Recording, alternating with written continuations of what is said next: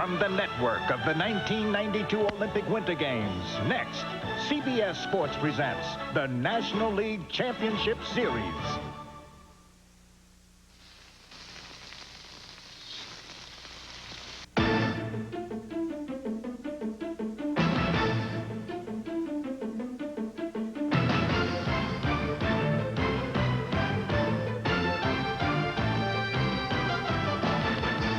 One year ago, the Pittsburgh Pirates went for the treasure, and all they got was sand. The Cincinnati Reds had decided to use the postseason to put on a clinic. O'Neill.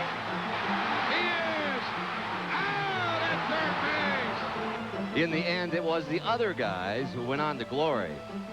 Not wanting that to happen again, the Bucks began this season with a resolve. Don't worry, be happy.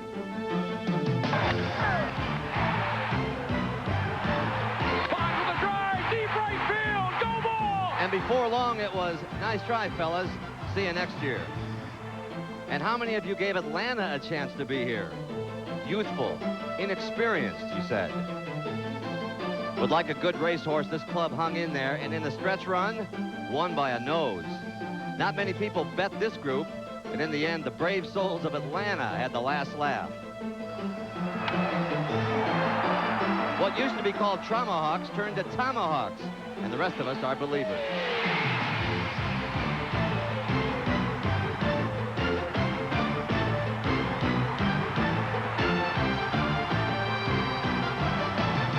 And so tonight, one team steeled by the lessons of the past against a team engaged to destiny. Two cities with high hopes. Three of Bonilla, Van Slyke, and Bonds were shut down by the Big Red Machine. Frustrated, then defeated, Pittsburgh sat and faced the quiet sunset of their championship season. But like the coming dawn, each was given a second chance. Andy Van Slyke took advantage in his very first at-bat. Then Bobby Bonilla drove home a run and helped spoil Tom Glavine's playoff debut. But the final blow to the Braves was self-inflicted. They ran themselves out of a big inning opportunity in the fourth.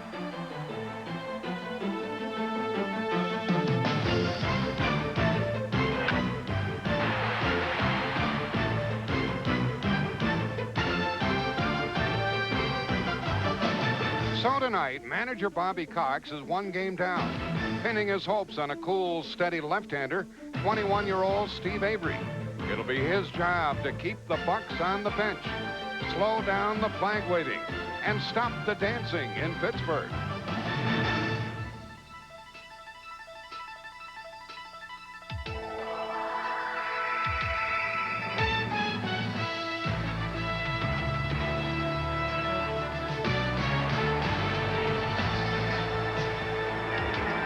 Once again, we are at Three Rivers Stadium in Pittsburgh. Last night, they set an attendance record here, and another big crowd has gathered, but the weather has changed a little bit. Not nearly as nice as it was 24 hours ago, but these folks are prepared, and we shall play the game. The temperature here in Pittsburgh is 51 degrees. Forecast for scattered showers, but it appears that we're not going to have any more rain, and we'll get going with the second game of the National League Championship Series with the Braves and the Pirates.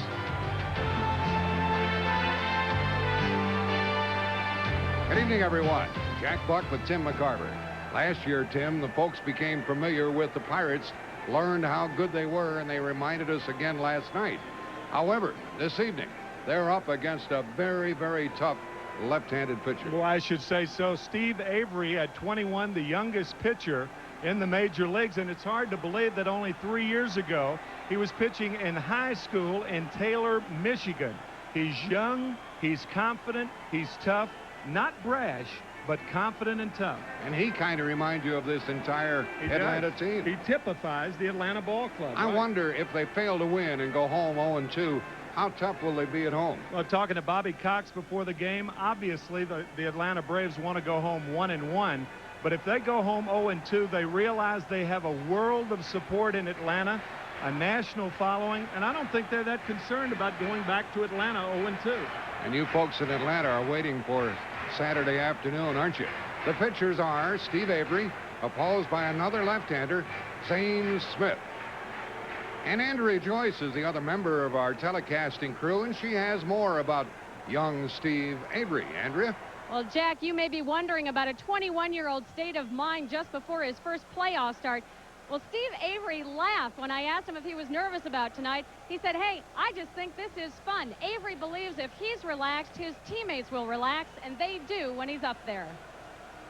When Steve takes the mound, we feel like we're going to win. I mean, so I can say that we're pumped up out there. I feel like Steve goes right after the guys, and he doesn't have us out in the outfield too long. Now, remember, Avery's the guy who fell asleep in the clubhouse about an hour before a big late-season start against the Dodgers. Oh, and by the way, he's getting married November 2nd, and guess what, guys? He's not nervous about that either. Yeah, but he will be, Andrea. More bad news about managers in baseball. Another one was fired today. Jim Lefevre was kicked out as the skipper of the Seattle Mariners. We're going to talk more about that managerial situation later. Right now, we're ready. You keep the rain away, and we'll have some fun. CBS Sports coverage of Game 2 of the 1991 National League Championship Series is brought to you by Toyota and the all-new totally redesigned Camry. Toyota, I love what you do for me. Sears Brand Central, the brand you want at the store you trust. And by Bud dry brewed so it drinks light yet satisfies completely. Three Rivers Stadium in Pittsburgh. And the starting pitcher for the Pirates is Zane Smith. He was a 16-game winner during the season. 6 complete games. He is a strong performer. Here's the lineup which will confront him tonight for Atlanta with Lonnie Smith in left field. They've changed the batting order. Terry Pendleton is at third. Ron Gant is hitting third, playing center. We had David Justice in right field. Starting for the first time is Brian Hunter. He's at first base. Greg Olson moved up in the batting order. He's behind the plate. Mark Lemke has been dropped down, and he's the second baseman.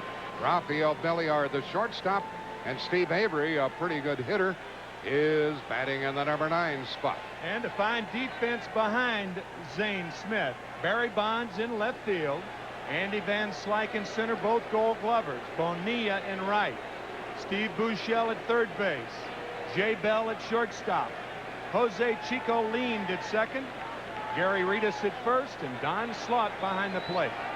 And the first batter will be Lonnie Smith. He took the collar last night, and he tried to bunt it. He missed it, almost ran into the ball. Strike one. Zane Smith started him off with a breaking ball, and it kind of picked Lonnie Smith off. He thought he'd get a fastball that he could bunt. That evens things up 1-1. It'll be Smith, Pendleton, and Gant here in the opening inning.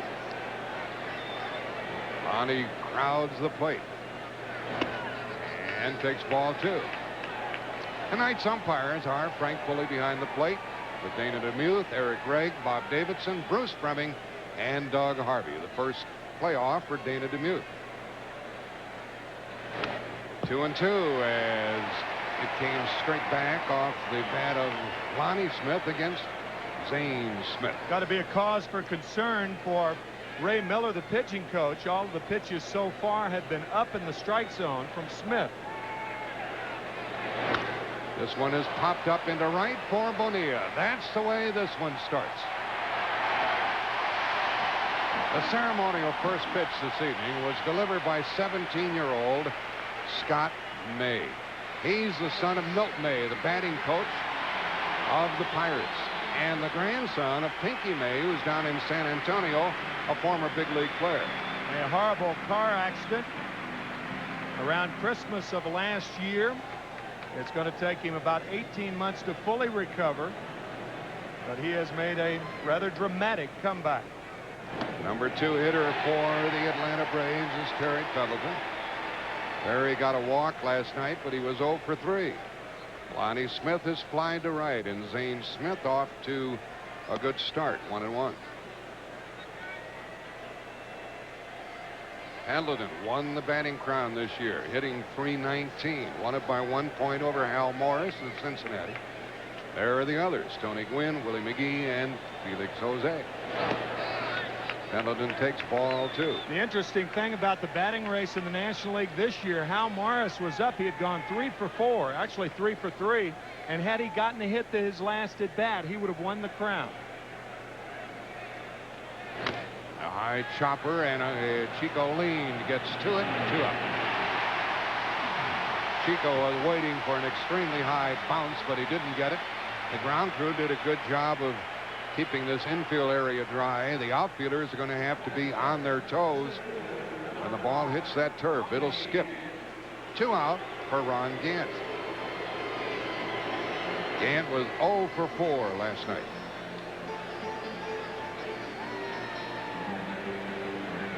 Big hitter for the Braves during the year. 32 home runs. James slips one in on it.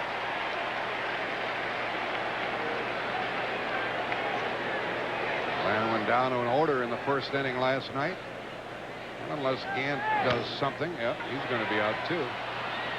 Chico leaned, he is safe. He beat it. The ball just passed the glove of Zane Smith, and Lean did everything he could, but Gant, in addition to being a good power hitter, can do other things. He can run. Well, you got the feeling that if this ball gets over the head of Zane Smith, that Gant could beat it, and he does. Jose Lean doing the best he can, but Gant by a shoelace.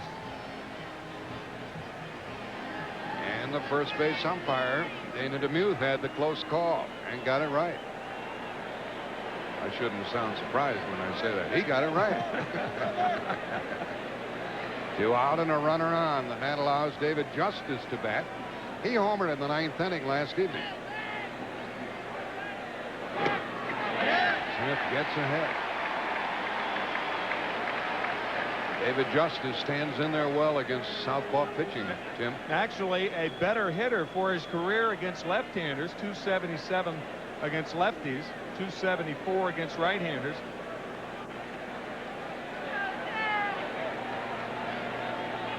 And he had the runner going back. Strike 2. Of course, when you say career average, it's a short career for David Justice. Last year, the National League Rookie of the Year.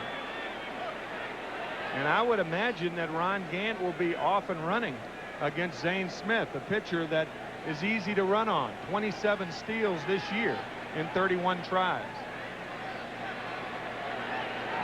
Ron Gant stole 34 bases this season. Not going. Ball 1.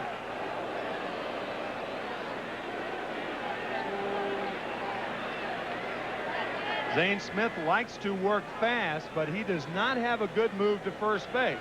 He looks like he would for a left-hander, but he doesn't. Doesn't like to throw to first base, as a matter of fact, and that's one of the reasons for the success of base runners against him. And he got Justice on a pitch down and in. No runs, 1 hit, 1 left. Steve Avery to the mound, and Gary Reedus will lead it off for Pittsburgh. Passed up a baseball scholarship to Stanford to go right into professional baseball, and 18-8 during the year. Here's the starting lineup for Pittsburgh with Gary Reedus at first base, Jay Bell at short, Andy Van Slyke in center field, Bobby Bonilla is in right, and Barry Bonds in left. Steve Buechele at third base. For the second night in a row, Don Slaught doing the catching. And Jose leaned at second with Smith pitching, and aside from the pitcher, it's the same Pirate lineup. Gary Reedus had a hit and a stolen base last night. 1 for 4.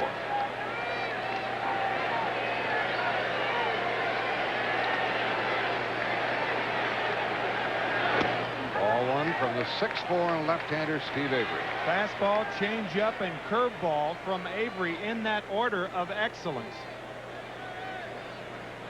He is really aggressive and a very confident young hurler.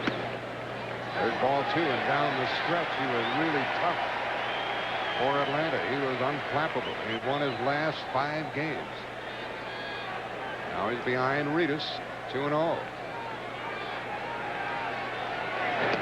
Got a strike in there. I mentioned it last night. As good a hitters as Reedus and Bell might be, you don't want to lose them, particularly with a walk. Van Slyke, Bonilla, and Bonds, and Buechele to follow.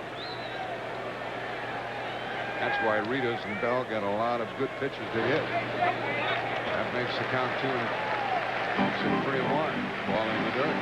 Well, perhaps he got a piece of it. 3-1.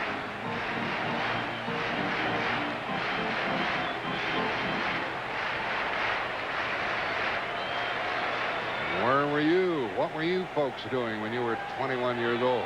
He's got a lot of weight on his big shoulders tonight. All 4. It takes time, Tim, no matter how good you are.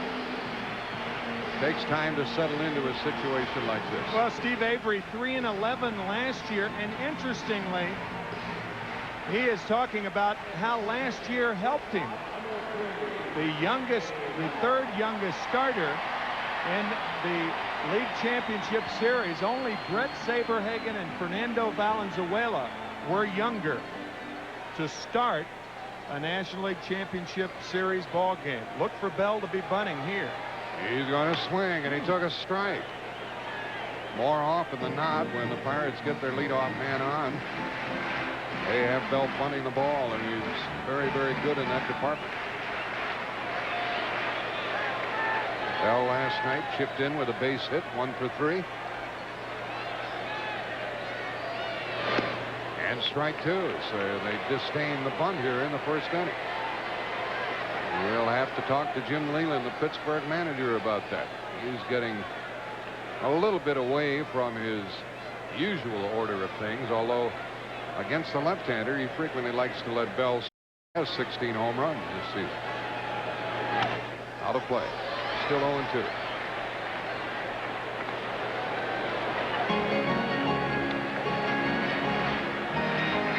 Across the way from Jim Leyland is Bobby Cox, the manager of the Atlanta Braves.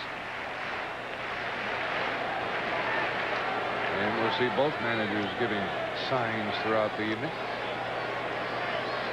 Ritas, a good base stealer. Strike, and a breaking ball throws Jay Bell. Strike 3 is called. So a walk and a strikeout. I think froze is the proper term on this 50-degree night. Good breaking ball after all of the fastballs, and you can clearly see the break of the curveball, and it gets Bell 1 out.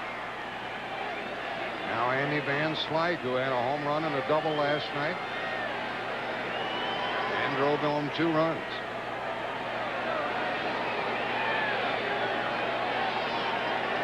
Ritas is going, and a foul on a hit and run.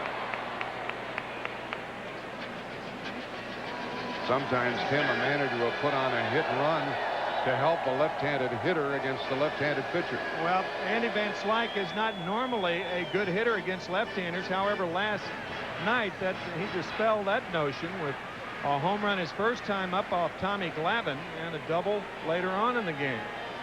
But I know what you're saying. When you do hit and run from a hitter's standpoint, all you try to do is make contact. You don't try to do too much. This one blowing away, and he went around. And the third base umpire, Bob Davidson, said it was a strike, and that's strike 2.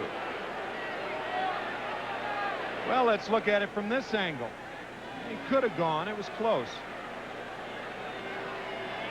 And it looked like he did break the plane of home plate. 0-2. And 2 strikeouts for Avery as he pumped the fastball over the corner. Well, you said froze Bell. That was correct. And now pumped the fastball, and that's correct. I mean, he is blowing out there. He is throwing awfully hard. I think when he walked Gary Ritas, Leo Mazzoni, the pitching coach, had to be thinking maybe he's too strong. His last outing against Houston last Friday night, he pitched a no-hitter for 6 2/3 innings. He has Bonilla up there now in his throw to first. Avery with the fair move to first base. That's one of the things that he would like to work on, but you know, again, he's only 21 years old. Bobby Bonilla with 2 out. Foul ball. Bonilla had a good night last night. 2 singles, a walk, 2 for 3 with a run batted in and a run scored.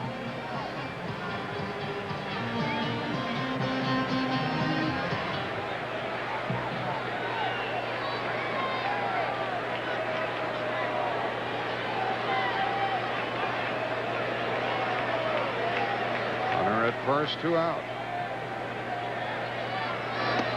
Strike 2 to Bonilla, and Avery is in a spot to strike out the side.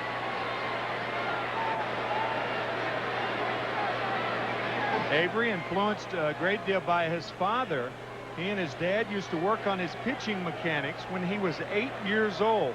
He's had a lot of training. You're out, and he struck out the side after issuing the leadoff walk. He got Bell, Van Slyke, and Bonilla. We've had a scoreless first inning here in Pittsburgh, with each team leaving a runner. And Steve Avery has to feel good about the way he's settled in after the leadoff walk. Struck out the side. That's one thing you can't look for off of Zane Smith. Zane Smith with a little more than 1 walk per game, and that's the best ratio in the major leagues this year. And he hardly ever walks the leadoff hitter. Brian Hunter is swinging a miss. Here's a stat on Zane Smith. He has walked only 2 out of 336 hitters leading off an inning. That's over the last year and a half. Base hit left center for Brian Hunter in his first at bat in postseason play.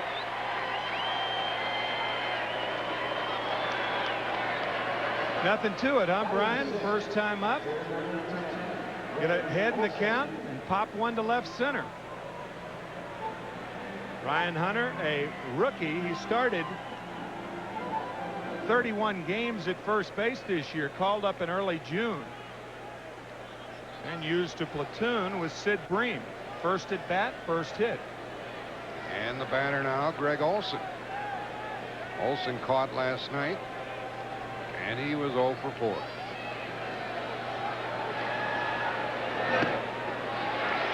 Strike 1 to the Atlanta catcher. I think what you have to do against Zane Smith is open things up. We mentioned he throws a lot of ground balls. He led the major leagues in double plays, 27 double plays. 20 double play balls did he throw this year. And the way to combat that is to run on him. First base umpire Dana DeMuth said that Olson didn't go around on the play, and there it is. 27 double play ground balls thrown by Zane Smith this year. And we'll see if that causes Atlanta to start the runner. Hunter, but he didn't steal a base all year. He draws the throw. Yeah, but you're not running to steal a base when you hit and run. That's the thing. It's up to the hitter to put the ball in play, preferably on the ground. But that's the way you combat the double play ball. If a guy throws a lot of fly balls, there's no sense in using your running game as much. But you should against a guy like Smith. 1-1 to Olson. Ball 2. 2-1, and there's Jimmy Williams coaching at third base for the Braves. Anything shaking? Good time for it. Of all the counts on a batter, the 2-1 count, the best count on which to hit and run.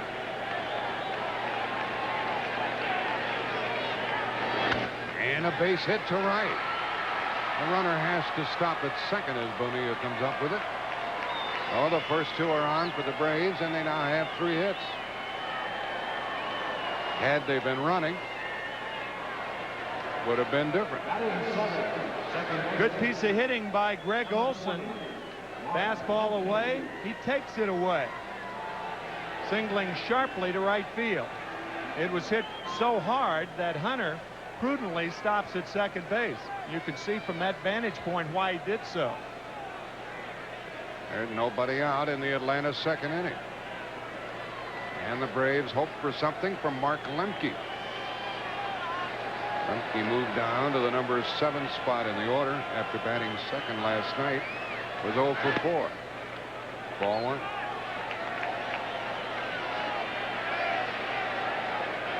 Brian Hunter started this off with a single. He's at second, and a base hit by Greg Olson.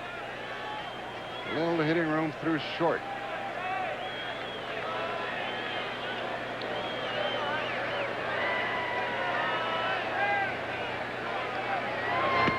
That's inside ball 2. This is a terrific infield the Pirates have defensively. Especially with Steve Buechele at third base. Buechele picked up in late August.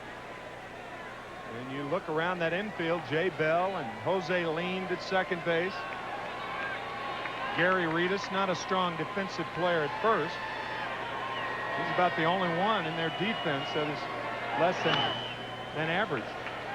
Lemke tried to go to the right side, fouled it away, 2-1. Bobby Cox hoping to get out in front. Jimmy Williams with more signs. Hunter and Olson run the bases.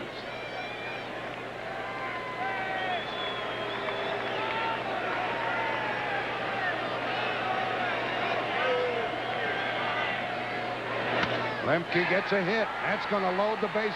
That's all. 3 hits in a row against Zane Smith, and the bases are loaded with nobody out. Well, the Braves have the right approach against Smith. 2 right-handers with singles the other way. Zane Smith with a heavy sinker. And if you try to pull that sinker, it is so heavy when you make contact with the bat that you'll usually hit the ground ball to the shortstop and end up playing pepper with the shortstop all night long. 2 good approaches by Olson and Lemke, and now here comes Ray Miller, and there's Roger Mason warming for the Pirates. Jim Leland told us he was going to do that early. He said, I'll go get him quickly if he's being knocked around, and Ray Miller, the pitching coach, is out to try to help. Belliard will be the batter, bases loaded, nobody out, and Roger Mason cranking it up in the right field corner, and these Pirate fans are quiet. They picked Mason up about mid-season, and he really helped him down the stretch in September. We used to see him with San Francisco. I think Ray Miller is out there to buy some time from Mason. And Frank Pulley, the home plate umpire, out to talk to Smith, and by the time he got out there, Miller went back to the dugout. One of the finer pitching coaches around with Baltimore from 1978 to 1985. The Orioles winning the American League Championship in '79 under Miller as a pitching coach, and they won the World Championship in 1983 against the Phillies. Well, let's see if his visit to the mound has helped Zane Smith. Belliard's the batter. And a ground ball they'll throw home. 1 out and no other play.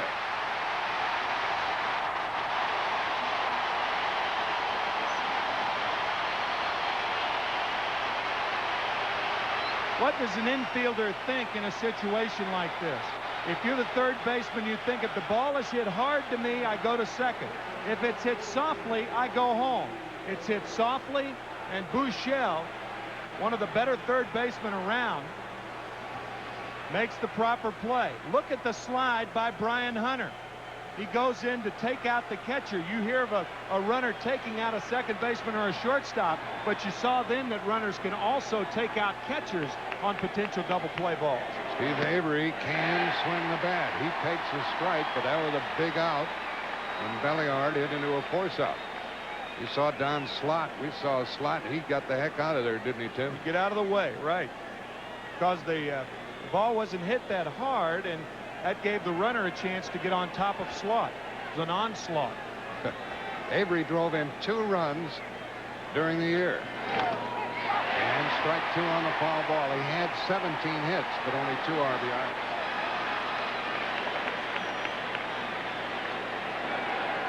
Don Slott, tough as a fast food steak. Sluggo's his nickname. Came over to the Pirates from the Yankees. His 4th major league ball club.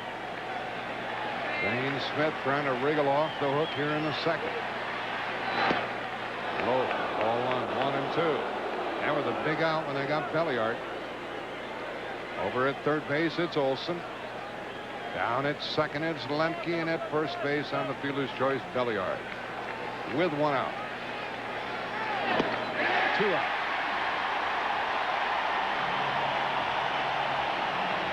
Second strikeout for Zane Smith. Well, the playoffs in the American League continue tomorrow night from Sky Dome. 8:30 Eastern Time. They're all tied up at a game apiece. These two teams travel down to Georgia, and the Blue Jays and Twins go at it tomorrow night. Be Jimmy Key, the left-hander for the Blue Jays, against Scott Erickson. And who signed Jimmy Key? Bobby Cox, the manager of the Atlanta Braves when he was the manager of the Toronto Blue Jays. This would be a good spot for Lonnie Smith to get his first hit in the playoffs. Strike to him. Talking from a Braves viewpoint. Meanwhile, Zane Smith is almost out of this second inning.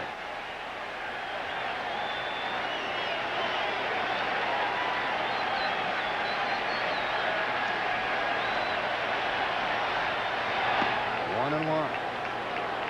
Bases loaded, 2 out. They have Lonnie Smith played around to the opposite field. They give him left center. They don't expect him to pull the ball against Zane Smith.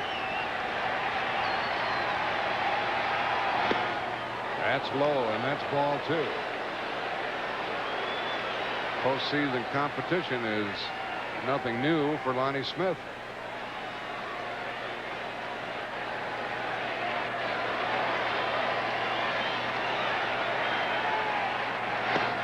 Three and one. Bases were loaded, nobody out. He got Belliard, he panned Avery, but now he's made it a 3-1 count to Lonnie Smith.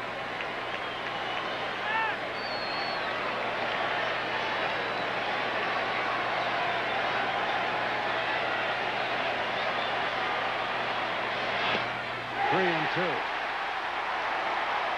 Now they'll all go. Olson, Lemke, and Belliard will leave with a pitch. Bases loaded, 2 out, 3 and 2.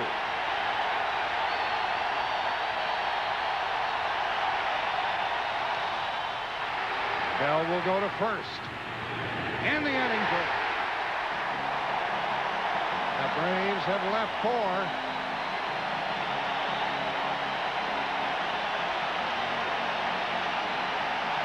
No score. Score here at Three Rivers in Pittsburgh. The Braves with a golden opportunity. Bases loaded, nobody out. Here's Francisco Cabrera.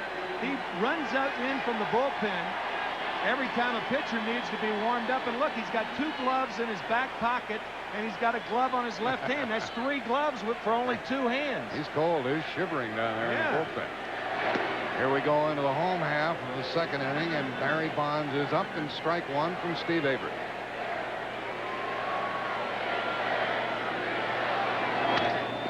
Hits the pitcher. It's a hit. And we'll see where the ball struck Steve Avery. He waves the trainer away. Looks like it hit him on the foot. It looked like the sole of his left foot or the heel of his left foot. Now, Barry Bonds is a good friend of Mario Lemieux, who plays with the Stanley Cup champion Pittsburgh Penguins. And Lemieux would probably be proud of Avery here. Avery with the skate save. Ball going between third and home. He appears to be all right. I think it just hit him on the hard part of the shoe. It was hit hard by Bonds. Right foot. It hit him on the right heel. You know, it kind of looked like he saw the ball coming and put his foot up there, didn't it? Is he that quick? I don't know. Well, his follow-through was such that he had his side to home plate, and there's really nothing a pitcher can do on balls like that. Batter is Steve Buechele, and strike 1 to him. That was the first hit for Bonds, who had 2 walks last night. Buechele had a double and a walk last evening.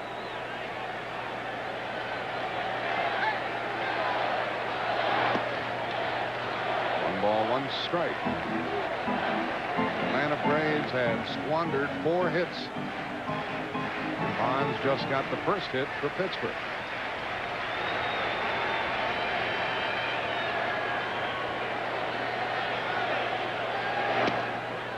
That one missed outside. 2-1. Looks like Bonds is trying to measure Avery down there. Barry, with 43 stolen bases during the season, he was caught 13 times. Being held by Hunter. Michelle pops it up.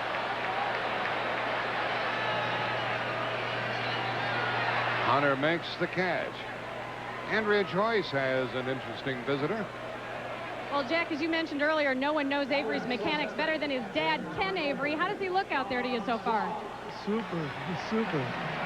Now, we know how calm he is, but how are you doing? I'm not doing too well. I'm nervous as all get out. All right, let's go back upstairs. The kid's okay. The dad is hurt. It's easy to play, tough to watch. 1 on, 1 out for Don Slaught. Slaught last night 0 for 3 with a walk.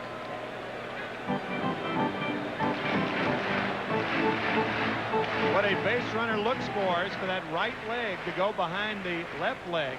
Once it does, the pitcher's committed to go home.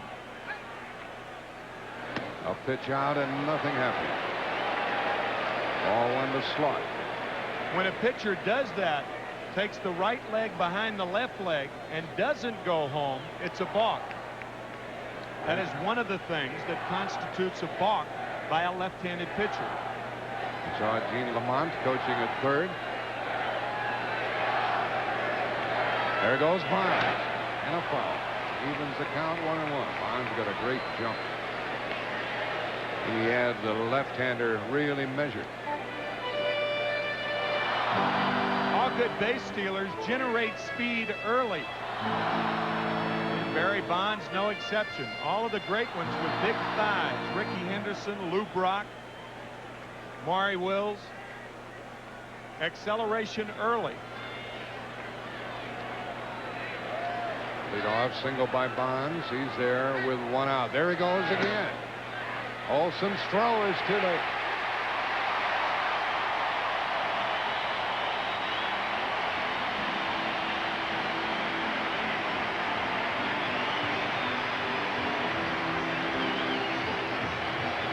And another jump, stealing twice in a row. A lot of times when a hitter fouls the ball off, a pitcher is less inclined to throw over there or pitch out, thinking that a runner won't run twice in a row, but Bonds does and steals his first base of the league championship series. How about that? 8 in 8 attempts now in postseason play. He's pretty good at stealing third too, so Lemke will have to work at keeping him close down there at second. Well, it's a good time to do it because there's 1 out. That's the best time to try to steal third. The count is 1-2. 2-2. Pittsburgh with a chance to break on top here in the second inning. No score.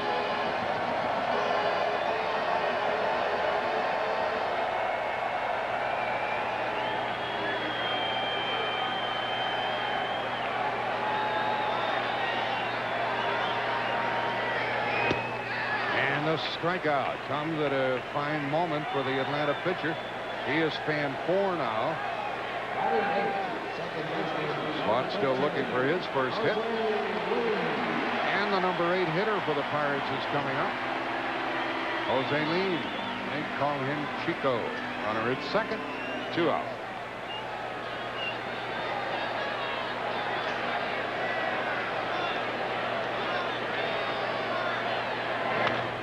Out of play.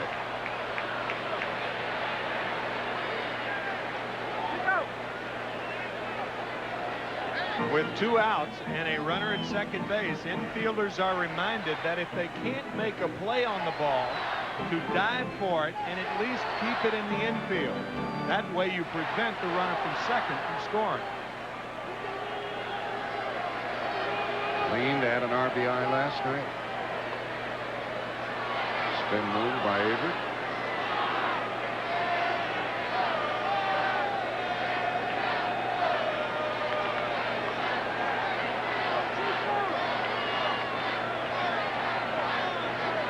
Bonds is stealing third. He walks over there.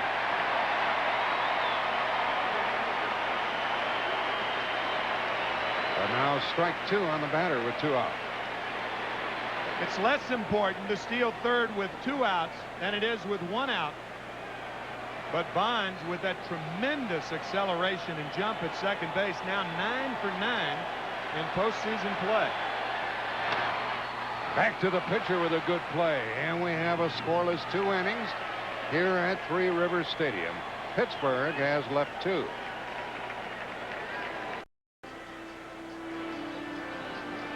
Steve Avery eyeballing the proceedings here in Pittsburgh. He's off to a good start, and he has allowed only 1 hit and 1 walk in the 2 innings that he has worked.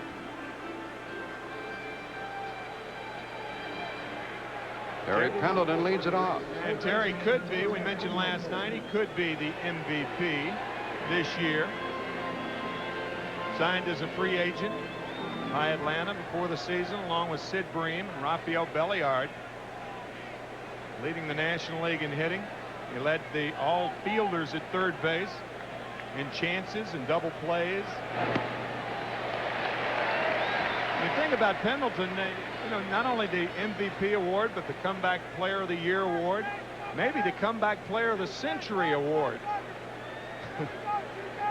6 home runs last year, a .230 average.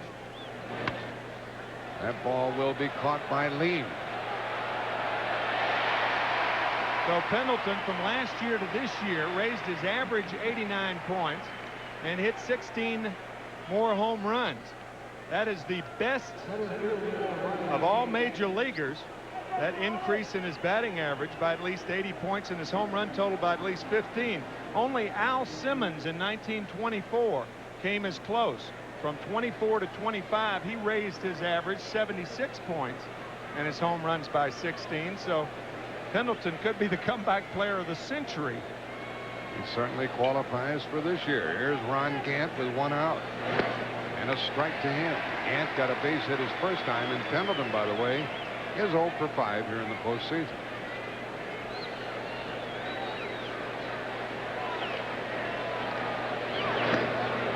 One and one. Zane Smith got into a peck of trouble in the second. 3 hits in a row, bases loaded, and nobody out. And he squirmed out of the situation. That's ball 2. Jim Leyland, the skipper of the Pirates, he has 2 more years to go on his contract. 1 last year, 1 this year. And it's 2-2 to Gant.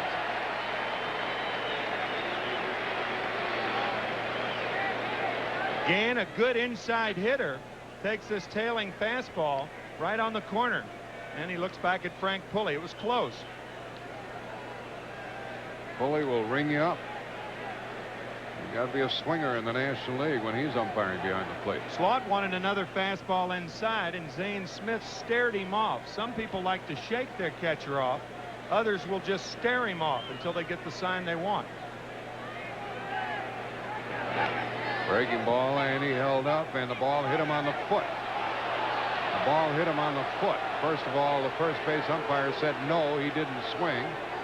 That's DeMuth, and it's a hit by pitch, putting Gant on at first with 1 out.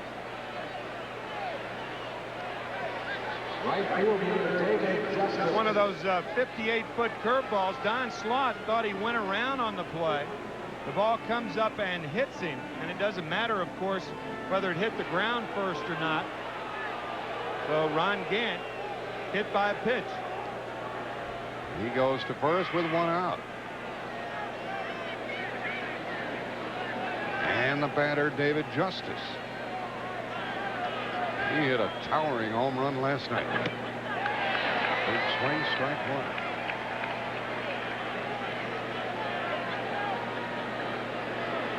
The Braves have already left 4. Stranded 1 in the first and left the bases loaded in the second.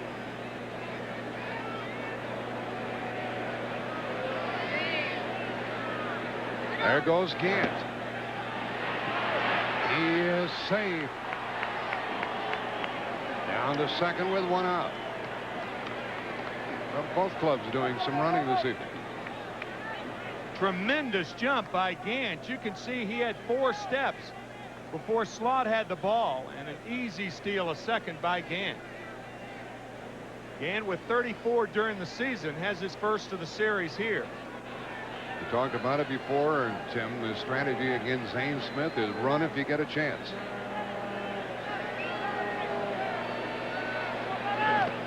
Nice play. Great play by Don Slaught. That was a tough pitch to handle. Yeah, sometimes you're forced into trying to catch the ball in the dirt instead of blocking it. That ball was so far outside that Slaught didn't have a chance to block it, so he just caught it. Good play. 2 balls and a strike.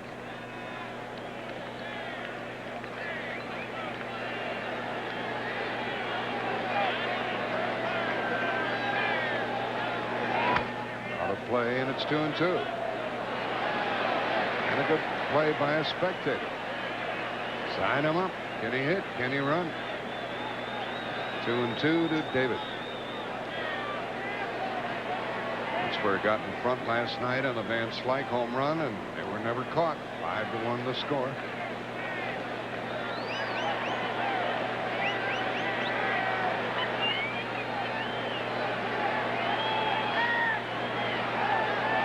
Can't get back in. Bell, I think, is claiming that he blocked him off.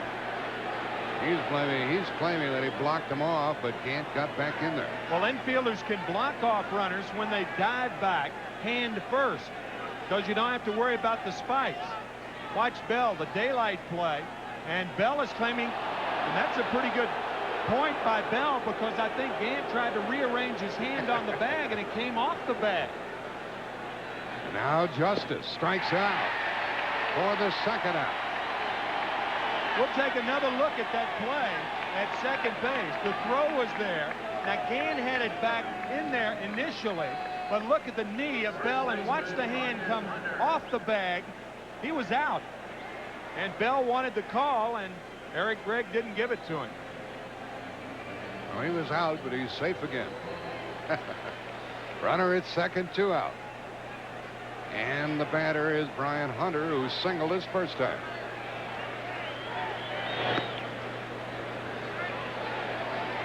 Zane Smith has the catcher Slaught scrambling a bit.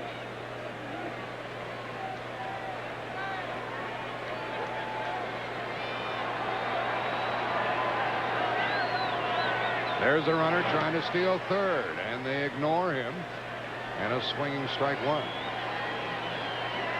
So with 1 out, Barry Bonds steals second, and with 2 outs, he steals third. In this inning, Ron Gant steals second, and with 2 outs, he steals third. Both uncontested. 1 ball, 2 strikes on the foul ball to Hunter. Hunter played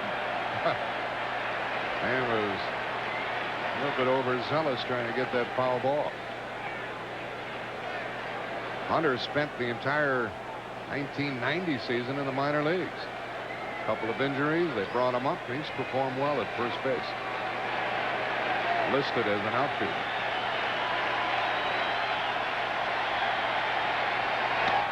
Flies into center for Van Slyke, and now Atlanta has left 5 runners, and we're scoreless. We'll return to Three Rivers Stadium after this message and a word from your local station. At the bottom of the third here in Pittsburgh, and no score. Both teams have displayed some very good starting pitching. We had 1 key play thus far in the game, Tim. Well, the key play, I think, with the bases loaded and nobody out in the top of the second inning, Rafael Belliard tapping one to Steve Buechele at third base, and Buechele's throw home, easily getting Brian Hunter. So the Braves with a golden opportunity there, and they failed to cash in. Zane Smith hits it back here, and we're underway in the home half of the third. Smith had 13 hits during the season, so we'll watch him battle Steve Avery.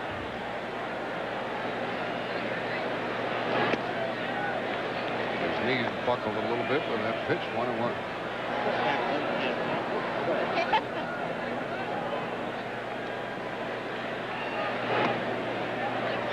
Ball 2. If the Braves put men on base with the lower part of the order coming up, they are not assured of a chance to score. 2-2. They have Mark Lemke batting 7th and Belliard batting 8th. The Pirates, on the other hand, some offensive players in those holes. Don Slaught batting 7th and Jose Lean batting 8th. I struck you out. You struck me out. That's number 5 for Avery, and he gets the leadoff man in the 3rd. First baseman, Avery. Harry Reedus drew a walk his first time.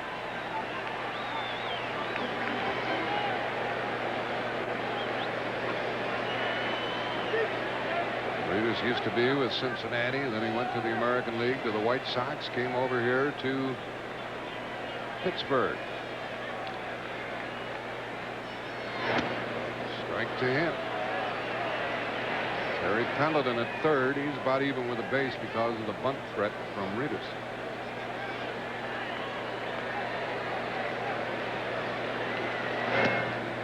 Strike 2. Pittsburgh has only 1 hit. Well, it's never too cold for ice cream.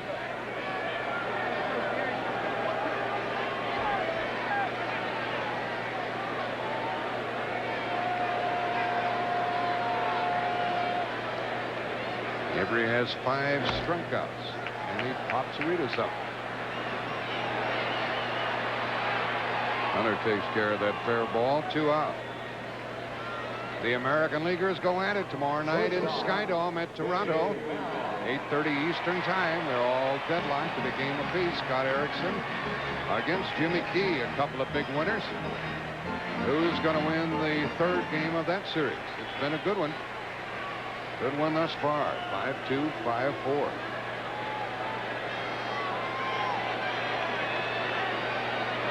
Avery now to Bell, and a fly ball into left center, and anybody going to catch it? What a good play by Belliard. He went a long way, and that takes care of 3 innings here in Pittsburgh. By AT&T. Atlanta stranded 1 in the 1st, left the bases loaded in the 2nd, left another in the 3rd, but Steve Avery has kept Atlanta in the game with 5 strikeouts. And he is seated on the bench as Atlanta comes to bat here in the top of the 4th inning. No score. Atlanta 4 hits, Pirates 1. And first up, Greg Olson. He singled his first time.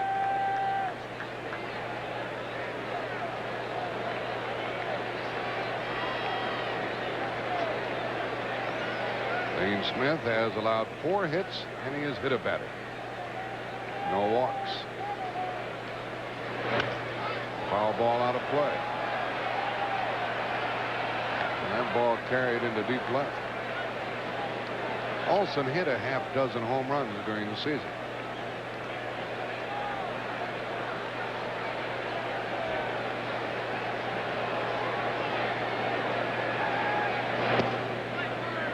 One and one.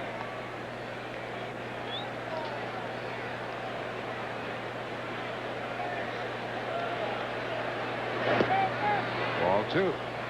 Zane Smith, originally signing with the Atlanta Braves back in 1982, traded from Atlanta in 1989 to Montreal, and he came to Pittsburgh last year. And another hit for Olson. Ball moves on the wet turf, but Van Slyke gets to it in a hurry. And again, the proper approach to hitting Zane Smith by Greg Olson. He singled to right the first time up. Takes it right back through the middle. You can see that front shoulder opening up. That's good hitting by Greg Olson, his second of the night. And he's perched at first base with a leadoff hit. It's the second time in the game Atlanta's had their leadoff man on, and the batter is Lemke. Ball 1 to Mark. Here's the 7th and 8th hitter tandem that we were talking about. Hitters tandem. You can't bunt in this situation because you have a weak hitter in the 8-hole and then the pitcher following him. You can hit and run, however. We'll see what Bobby Cox decides to do. Hit and run's a viable alternative. High in the air for Bonds to chase. Back at the track, Van Slyke also. He makes the catch. Runner back to first, 1 out.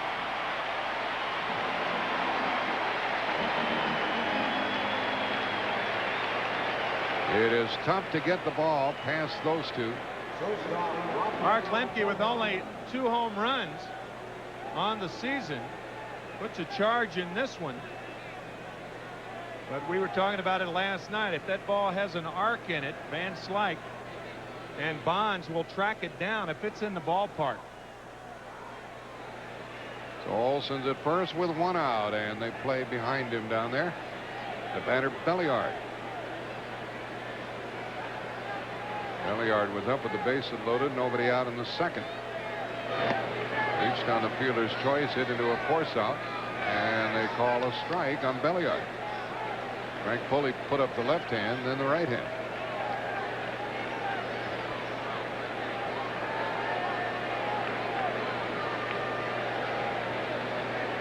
Atlanta really tickled about the presence of Belliard in their lineup, and particularly on defense.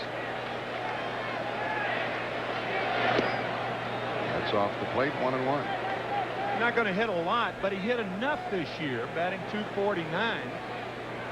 Not a lot of power. As a matter of fact, only 1 career home run and 1,404 at bats. That home run off Eric Schau. And he used to play with Pittsburgh, and he pulls it foul. 1 ball, 2 strikes. That's the only type of ball he'll pull foul, the slow breaking ball. Generally speaking, hitters pull off-speed stuff, and that's really what the off-speed stuff does. It speeds up the bat of the hitter, and that's why they pull it. Hard stuff away, they'll hit up the middle or the other way. Of course, you can guess fastball and have extremely quick hands and turn on that too. But for the most part, all things considered equal, breaking balls are easier to pull than fastballs. He'll get a fastball here, and it is low, 2-2.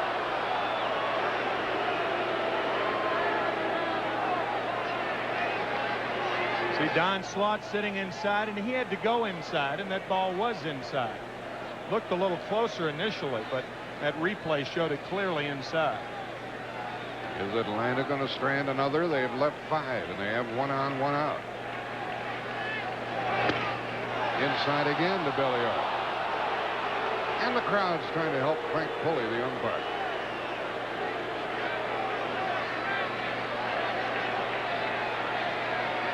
Pitcher coming up next. They're likely to start the runner. I think if they do, Bell will cover. Bell, the shortstop. Belliard more prone to go the other way. Olson running, and a bouncing ball to Lean with Bell covering, and there's the 2nd out.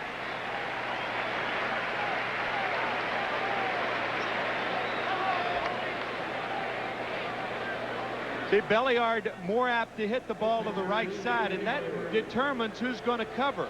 Watch Lean hold his position. Jay Bell covering. You could see in the left of your picture, had Lean been covering, the ball slithers through the hole, and Olson ends up at 3rd base. He's at second, 2 out, and Avery bats and bails out, strike 1. Avery struck out in the 2nd, but he's a pretty good hitter as pitchers go. 17 hits for the year, only 2 RBIs, as we mentioned. Strike 2.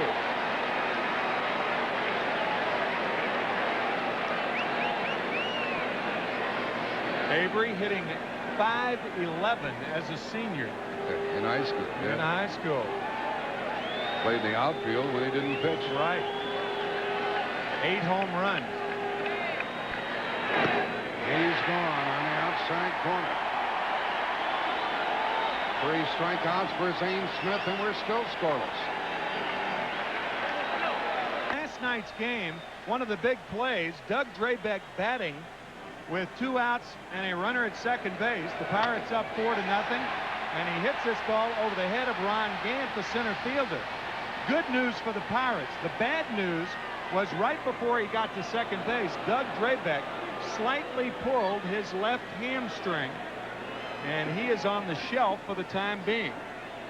And we don't know when he's going to pitch again.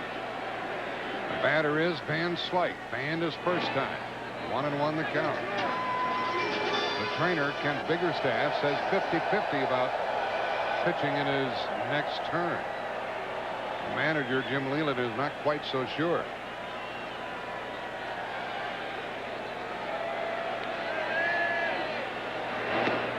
Strike into Van Slyke, 1-2. At this point, Steve Avery has retired 6 in a row, and he deals with the big guys, Van Slyke, Bonilla, and Bonds, and it's raining here in Pittsburgh, so they're going to forge on. 2-2.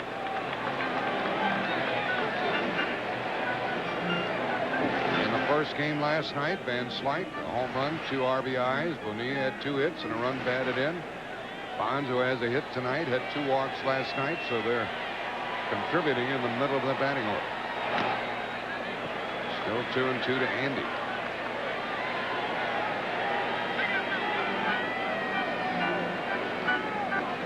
There they are.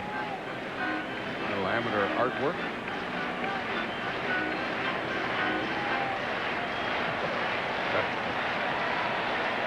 Fantastic. To the first baseman. To the pitcher for the out. Let's go downstairs to Andrea Joyce. All right, Jack, you were talking about the Drabek injury. He was here until 1:30 in the morning getting treatment, and then all day long today he had hourly sessions, a combination of ice and nerve and muscle stimulation. Now, the injury is not severe enough for him to wear a nerve stimulator during the game, but he will get more treatment later.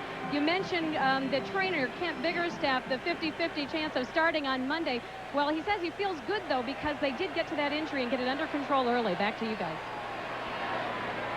Back to us and back to Bonilla. Thank you, Andrea. Drabek thinks he'll pitch on Monday. That's the sort he is. If he doesn't pitch, then it will either be Randy Tomlin or Bob Walk. This is popped up foul, and Olson might have a play. He does. 2 out. That's 8 in a row by Avery. The ball just skimmed down the front of the Atlanta dugout. All balls hit in foul territory. If you're a catcher, the ball's going to come back to you. About 2 feet from the dugout. And Bobby's upset. There's not much room to chase foul balls here in this park. But that one stayed in play, and Bonds bats with the bases empty, 2 out. He has the only Pirate hit. 1 other base runner on a walk. He talks to plate umpire Frank Bullies. Was that a strike? Would it have been if I hadn't swung? Out of play.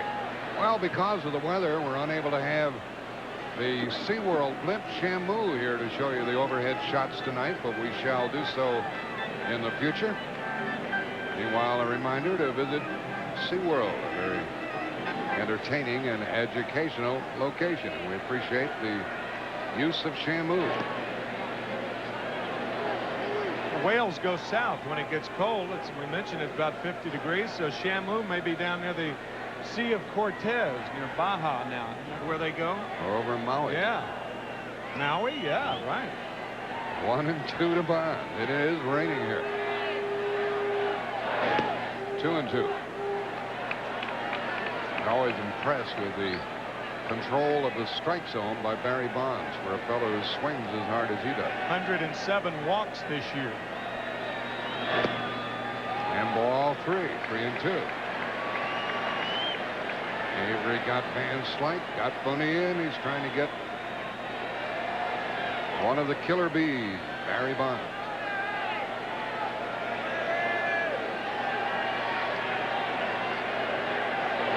Got him. And that for Avery is 6th strikeout. He's retired 9 in a row. We played 4 innings. No score. We are into the 5th inning here at Pittsburgh. It's still raining. They're still playing. No score after 4. We take a day off tomorrow and travel down to Dixie. Take no prisoners. And some folks here rooting for the Braves. Bobby Cox and John Schuerholz. The chop stops here. And more banners. Here's the schedule ahead of us in the National League after the day off tomorrow. The afternoon game on Saturday down in Atlanta. Then Sunday night, Monday afternoon. And that's if necessary. And then back here to Pittsburgh if necessary for a day game, then a night game. Top of the order for Atlanta. That's Lonnie Smith, 0 for 2. Strike one from Zane Smith, and Lonnie is 0 for 6. And the Braves undoubtedly miss Otis Nixon.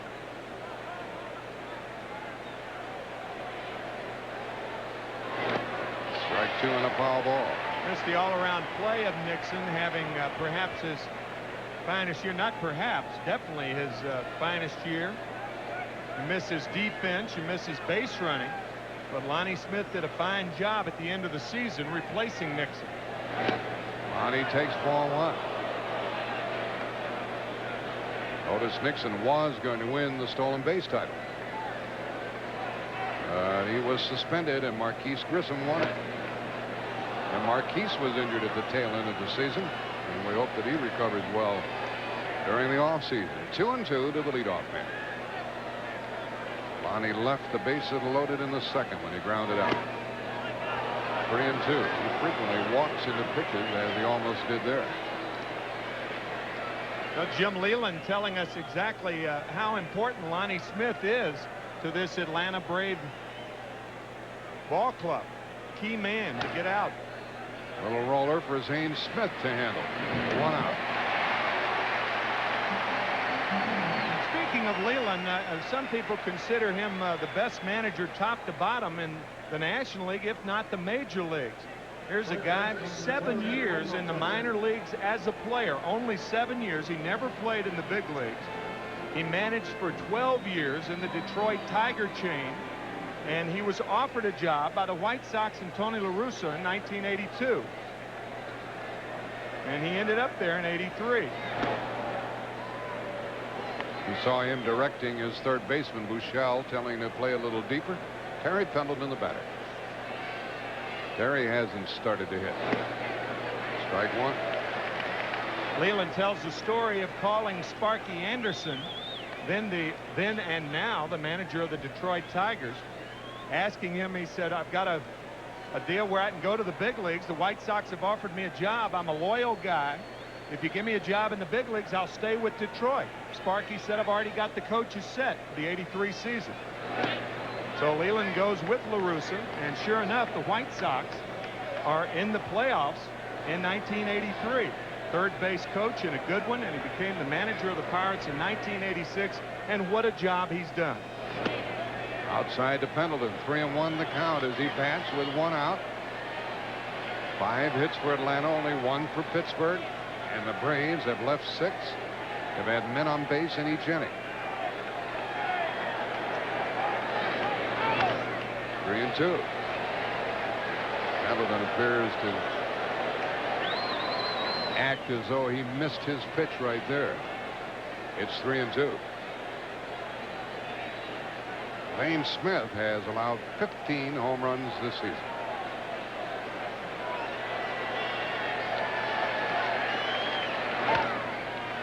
Into short right.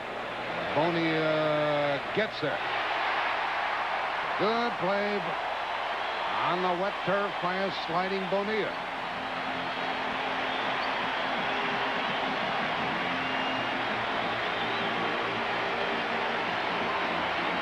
A sliding Bonilla. It sounds like something that slithers underwater or something, doesn't it? Well, he's on water right here. Fine play by Bobby Bonilla. The reason outfielders slide to make catches of this type is that they have to go down anyway, and when you slide, you are down. Good play. And now 2 out for Ron Gant. He's been on base twice. He singled, was hit by a pitch, and he stole 2 bases.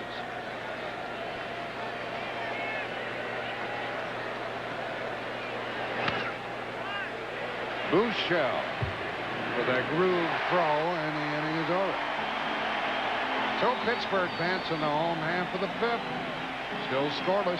Stadium, Barry Bonds has the only hit for the Pirates tonight. I'm with his father, Bobby Bonds. How does he look to you this year compared to how he was last year in the playoffs? Well, you know, he looks good. All of them look good. You know, I've been in the clubhouse the last 2 days, and I'm seeing a totally different ball club. You know, they're a lot looser. They're having fun. They just look really good. All right, thanks very much. Let's go back upstairs. There was an explosive player, Bobby Bonds. He could start the game with a bang, couldn't he, Tim? Talk about that 30 home run and 30 stolen base level. He did it 5 times. 5 times. 30 or more home runs and 30 or more stolen bases. What an explosive player he was. He just blew Buechele away, and that's 10 in a row for Avery, who has struck out 7. A lot of good outfielders came through that San Francisco organization. Well, I'll say the Alou brothers. There were 3. Jesus, Matty, Felipe, Willie Mays, of course. Orlando Cepeda started in the outfield, ended up at first base. Ken Henderson, Bobby Bonds. Strike 1 to Don Slaught, and Steve Avery is holding his ball club right in there. Slaught struck out his first time.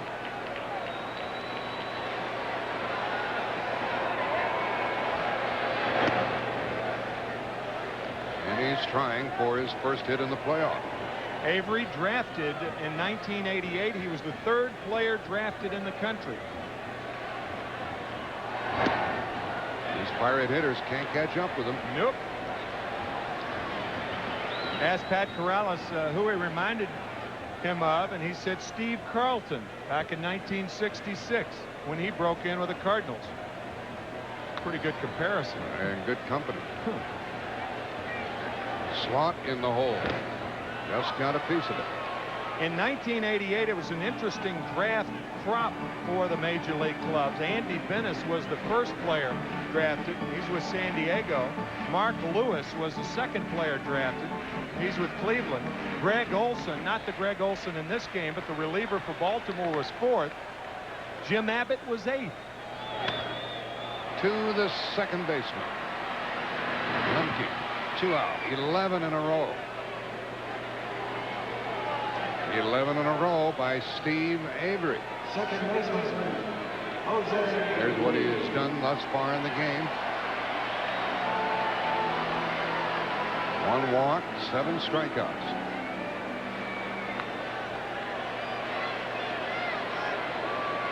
Two out for Lind. That's a hit.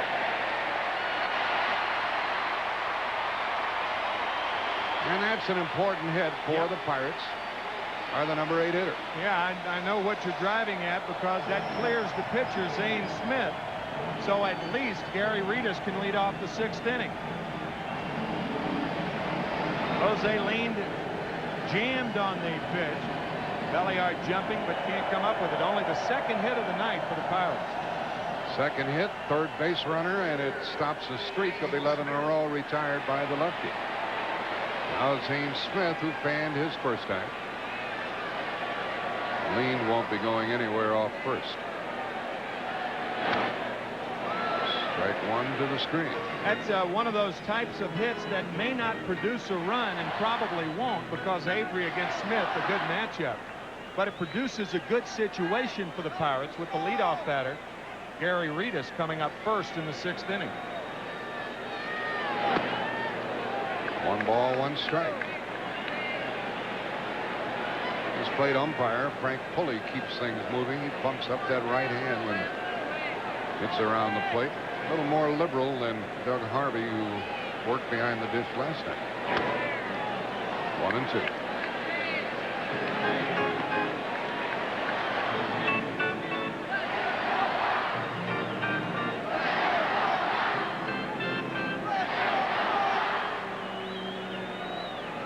Atlanta has stranded 6.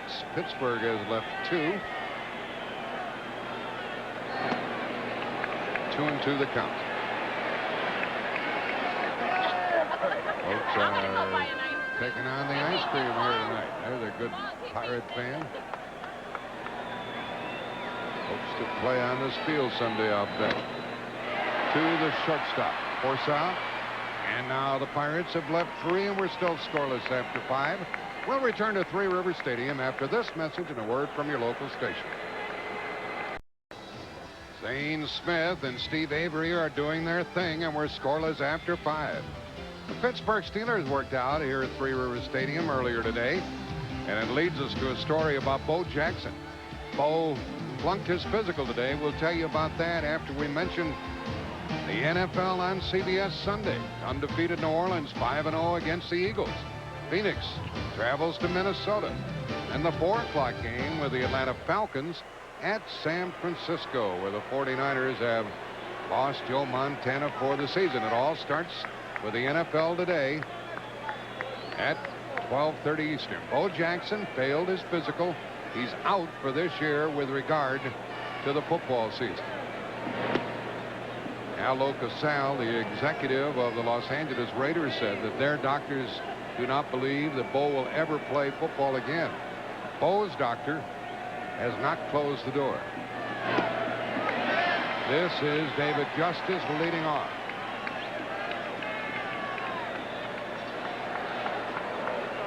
David Justice has fanned twice against Zane Smith. Homered here last night and gets a base hit to left to start the inning. That's the 6th hit for Atlanta.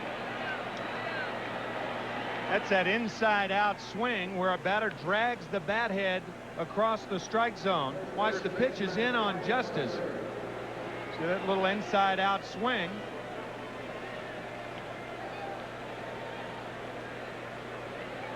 And he's got a base hit, the 6th of the night for the Braves. And it's the 3rd time in 6 innings they put their leadoff man on. But the Braves haven't scored, and they have stranded a half dozen. Batter Brian Hunter 1 for 2. And the breaking ball is strike.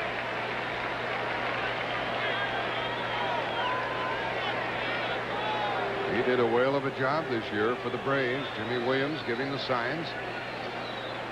His pitcher Zane Smith had 6 complete games this year and 3 shutouts. Hunter tracked another strike in there, strike 2.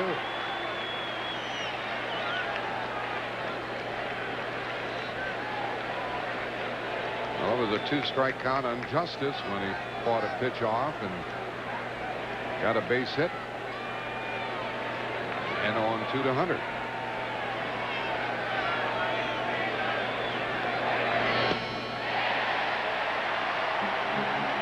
Four strikeouts for the Pirate Hurl.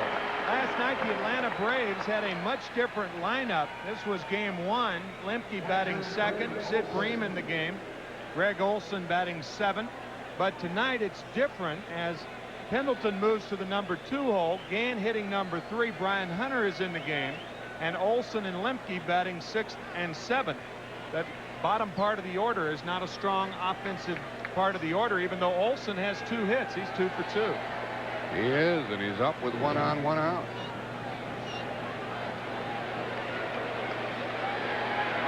And a long look at the third base coach. Pittsburgh leading in this series 1 game to none, and this game scoreless in the 6th.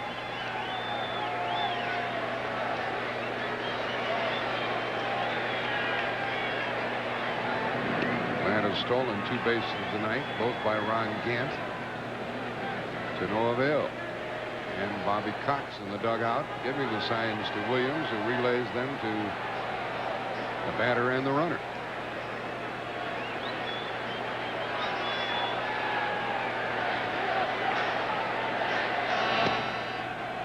This Greg Olson is having a couple of good years. Now let's see what's going on with the signs. Now, the way Olson is approaching Smith once again, he has 2 hits to right field. You might think about the hit and run. Don Slaught looking over to Jim Leland and Ray Miller. They flash pitch out signs to him. That's ball 2. Leland telling us before the game that, you know, it might be me, it might be Ray Miller, and that way they can't, if you're trying to steal the signs, you can't zero in on one guy. Both of them give signs, but Slaught takes them from only one guy. Justice at first, 1 out. There he goes. That avoids the double play, and that's the 2nd out of the inning. Buechele throws out Olson. 2 good things could happen. If the ball's in the hole, hit on the ground, then you have a runner at 1st and 3rd. Runners at 1st and 3rd. If it's hit to an infielder, then you have the runner at 2nd base. So avoiding the double play is the positive side effect to sending the runner. The bad thing that could happen is when a pitcher pitches out. But with the count 2 balls and no strikes, you're not going to pitch out. So that's a surefire thing, and that's what Bobby Cox did, and now Justice is in scoring position. And the Braves look for a 2-out hit from Mark Lemke. He is single and fly to center. Runner at second, 2 out.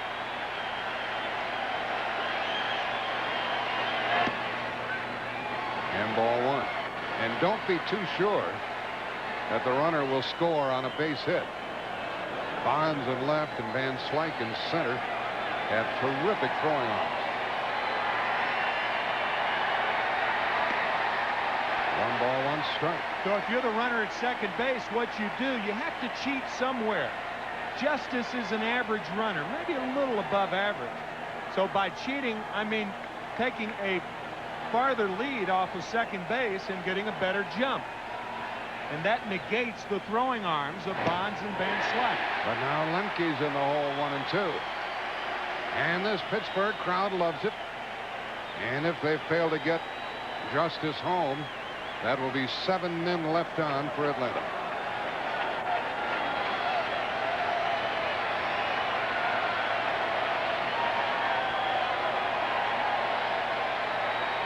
Pitcher and catcher want to be certain they're thinking along the same lines.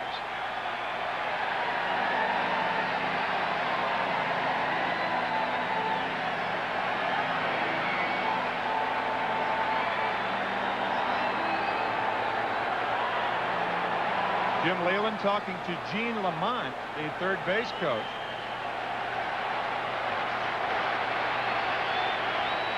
Braves hoping to get the first run. It's 2 and 2. And we're in the 6th.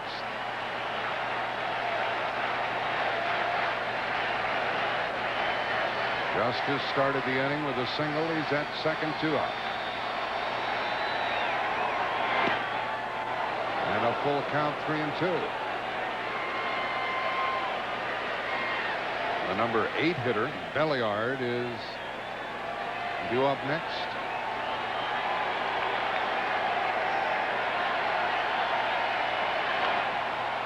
Third baseman, that's a fair ball and a bad hop, and Atlanta's going to take the lead.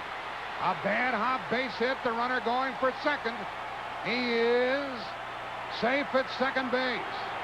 Buechele was all set to field that one, but the Braves get a break. And again, the side effect of that hit and run play, sending Justice to second.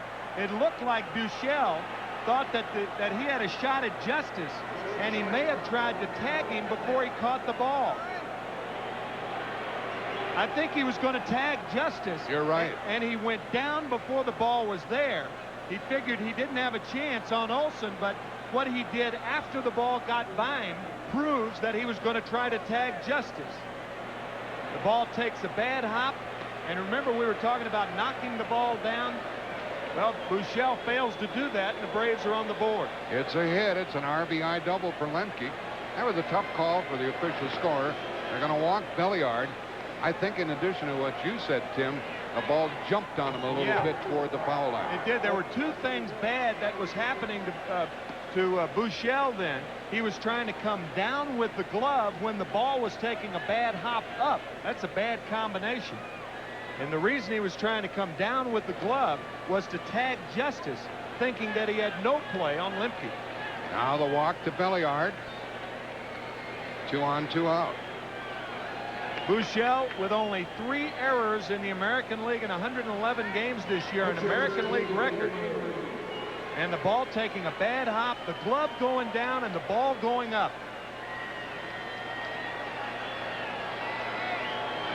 And Justice came home to roost.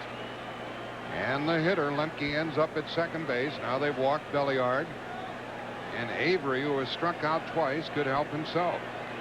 But once again, don't be too sure the runner will score from second on a hit. Ball 1.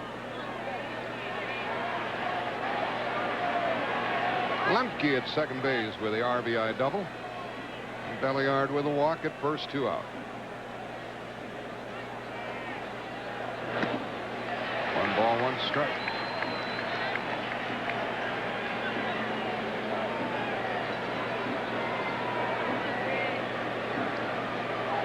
Avery, we mentioned, had 17 hits, but only 2 runs batted in this year.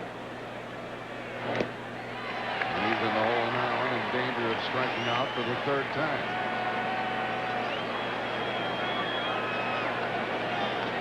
Almost every pitch a breaking pitch to Avery.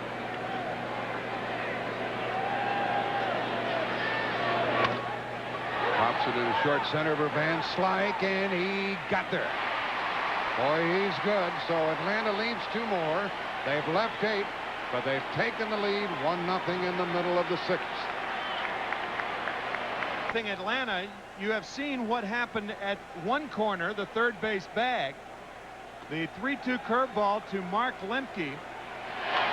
But here's what happens at the other corner. Lemke thought that there was a play on him at first base. Now he looks back, he turns the wrong way, he slows down there and just makes it into second base. And the bottom of the 6th and the top of the order. There's Lemke, who has the RBI. Got a lucky break on a bad hop. 1-0 Atlanta, the first time they've led in this series. Ball 1 to Gary Reedus. Reedus has walked and popped out. And he's 1 for 5 in the 2 games. Strike from Avery. Avery has allowed only 2 hits. Cross the wall. And Pittsburgh has left 3. Yeah, I noticed you've been saying that a lot tonight. Strike from Avery. He's been humming. And he went around. And Reedus is in the hole 1 and 2. Dana Dubuque with the call. Reedus, Bell, and Van Slyke here in the 6th. It's a difficult team to shut out, Pittsburgh. He went around again, and that is number 8 for the young left-hander. Well, tomorrow, CBS News will provide live coverage of the historic Senate committee hearing into allegations against Supreme Court nominee Clarence Thomas. Anita Hill will present her case to the Senate committee beginning at 10 a.m. Eastern, 7 Pacific. So stay with CBS News for this special coverage, 10 a.m. Eastern tomorrow morning.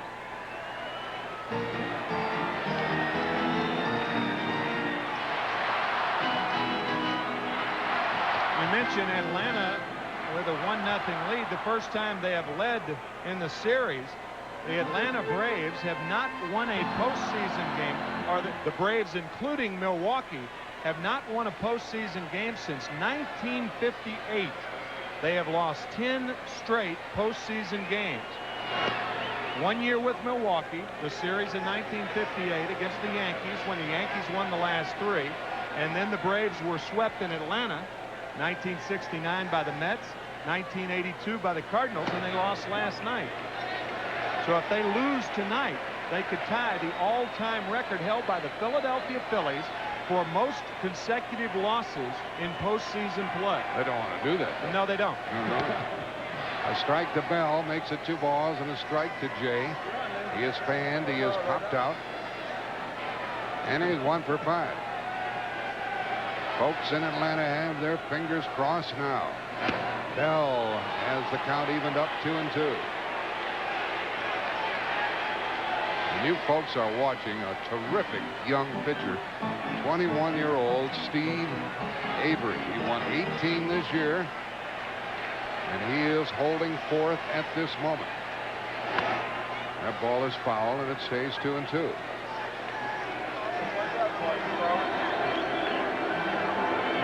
That youngster dreams of being just like Steve Avery. We're going to be in Atlanta Saturday, day off tomorrow for the National League playoff people, and 2:30 Eastern Time, an afternoon game at Fulton County Stadium. Game 3. Frank Foley looked like he was leaning a little bit, but it's 3 and 2. And there will be a whole lot of chopping going on down there in Atlanta. Well, that'll be fun. That's one of the most refreshing it's great. sports scenes, baseball scenes in particular, in recent years. 3-2. Got him. He changed up, Tim, on 3-2. That's why we said earlier that his pitches in order of excellence are fastball, changeup, breaking ball. He's had all three working for him tonight. The changeup gets Jay Bell. Gotta have a lot of nerve to throw that on 3-2 with the big guys coming up. Chop, brave, scalp. That's what the Pirate fans want. Van Slyke is 0 for 2. Had a good night last night. There's a strike on the corner. Frank Pulley gets plenty of exercise with that right jab that he throws. He's the plate umpire.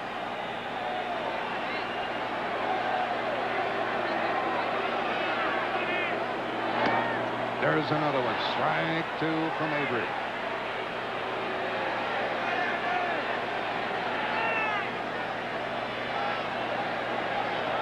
They've gotten out the Sabres here in Pittsburgh. They try to chop the Braves with the Pirates Sabre. That ball is fair. What a play by Pendleton. And a good play by the first baseman, Hunter. After 6, it's 1-0 Atlanta.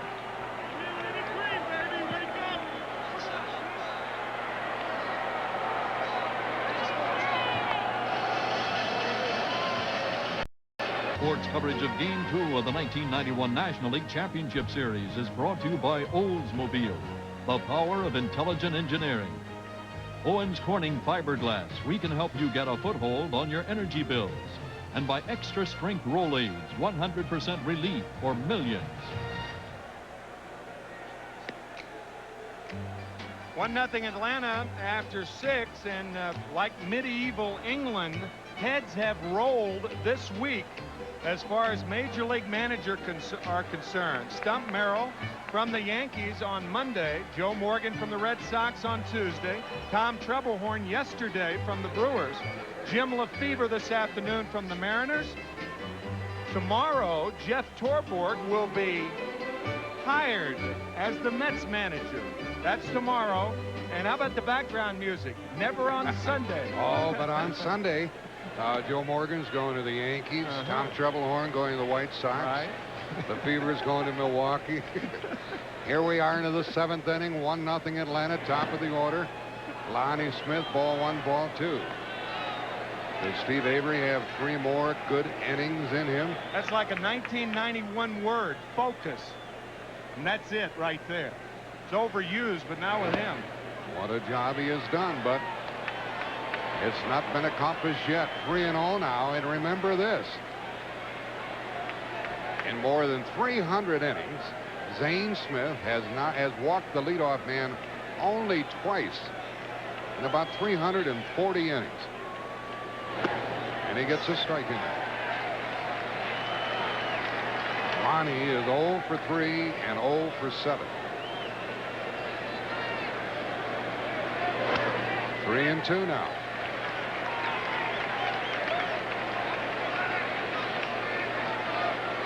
It'll be Smith, Pendleton, and Gant here in the Atlanta 7th, and of course they want to get more than they have. The left-hander is Bob Patterson, and Roger Mason is the right-hander preparing for Pittsburgh. Ball 4. He walked the leadoff hitter, and that's a rarity for Zane Smith. And it's the 4th time. It's the 4th time that Atlanta's had their leadoff man on. We're going to have a pinch runner, and that's Keith Mitchell running for Lonnie Smith. Have Smith's running skills diminished that much, Tim? Well, I think his defensive skills have diminished, and Keith Mitchell in there for defense as much as for running.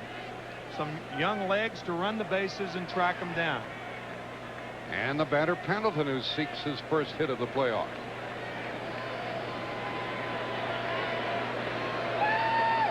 And the Braves play a bunting game. That ball is foul as it arrives to Gary Reedus.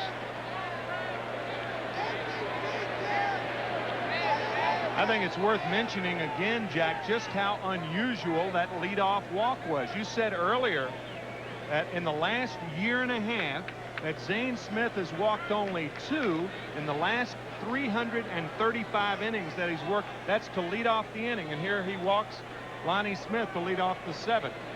Actually, that figure got up to 341 innings without walking the leadoff man. Mitchell with what appears to be a safe lead, and now the Braves go away from the bunt, and it's 1-1. What's shaking here, boys? You gonna hit and run? You gonna steal? You gonna sacrifice?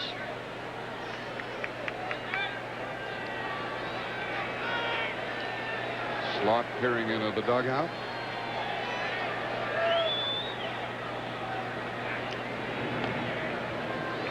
Keith Mitchell doing the running after the walk to Lonnie Smith.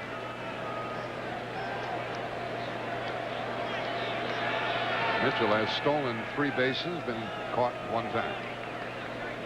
We're in the 7th, getting late now.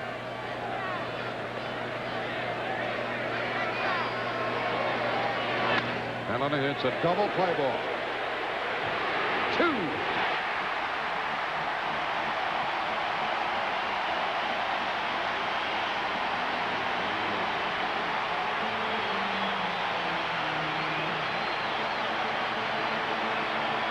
Lean to Bell to Ritas. Well, you've heard that so many times that the double play is the pitcher's best friend. Well, think of how chummy it's been for Zane Smith for the last 2 years. He's led the major leagues this year. 27 double plays turned behind him, and he led the major leagues last year with 34 DPs behind him.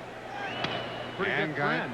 And Gant gets a 2-out hit, so the leadoff walk was wasted, and Gant gets his 2nd hit of the night, and it comes with 2 out. And David Justice, who has scored the game's only run, is up. Mitchell really went in hard to Jay Bell, trying to break up the double play, but Bell eluded him and completed the twin killing. Now the Braves hope for something from Justice. They hope that justice prevails.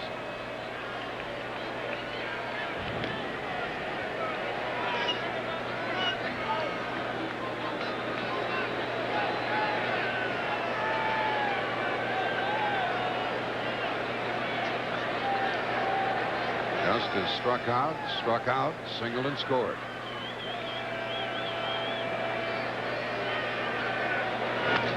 That ball is foul, and it is out of the reach of Bouchard. Tim, we go back to the double play and wonder why Atlanta wasn't running. Yeah, I think that's really what you have to do against Zane Smith. As a matter of fact, in the 6th inning, because Atlanta ran and sent Justice, I'd put Justice in scoring position. That ball would have been a double play ball. Otherwise, the ball hit by Olson, and with Justice on 2nd, he scores the only run of the ball game on the double by Limpke. And now it's Gant at 1st and 2 out. There he goes, and he is safe with his 3rd stolen base of the night. And the count 0-2 to Justice.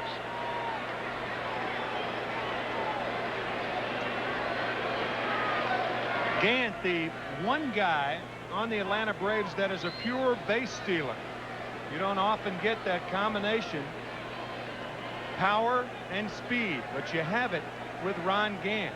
2 straight years, 30 home runs or more, and 30 stolen bases or more. And that ties a record for 1 game, 3 stolen bases. Ball into Justice.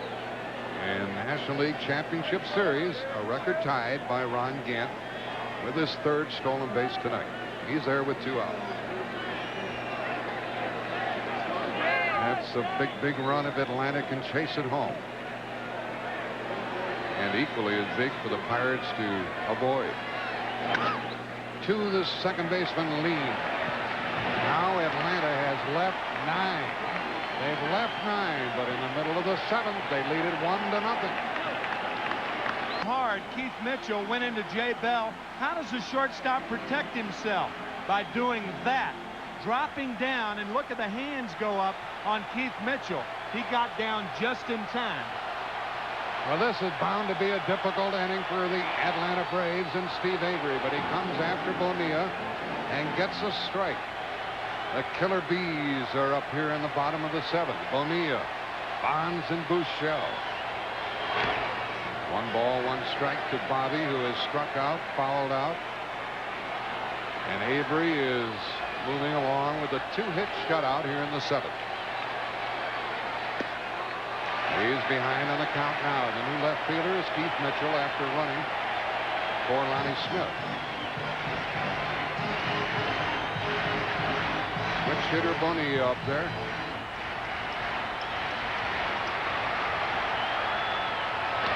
Out of play, 2-2. Talk about the Killer Bees. Well, Avery has taken the sting out of the Pirate bats tonight. He's the Killer A. He has been extraordinary. He's issued 1 walk and allowed singles by Bonds and leaned. And he's still throwing hard in the 7th, 2-2. From deep short, Belliard. Safe.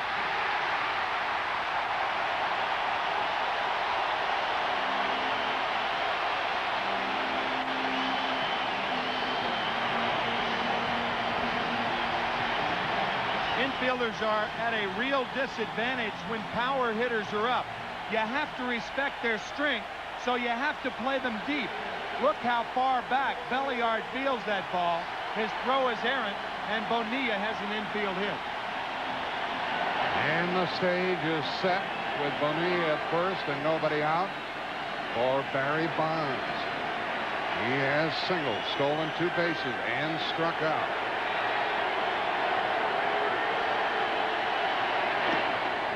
Just missed outside, ball 1.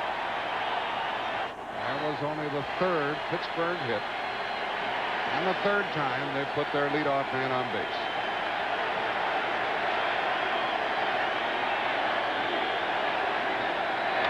Double play ball, maybe. Up on a good play by Hunter. Lampe to Belliard, who drilled it into the dirt, and there are 2 gone. I said maybe because Bonds is a great runner. We looked at Jay Bell protect himself. Watch Belliard. He gets rid of it as quickly as possible. And a great play by Hunter on the back end. Well, that was a fine pick on that short hop by Brian Hunter, the first baseman. He was listed as an outfielder and was an emergency first baseman for Atlanta this year. 2 out and nobody on. And now it is Buechele with 2 out. Here it is from this angle from right field. Boy, that is a fine play. Soft hands to do that. Good play. 2 out in the 7th.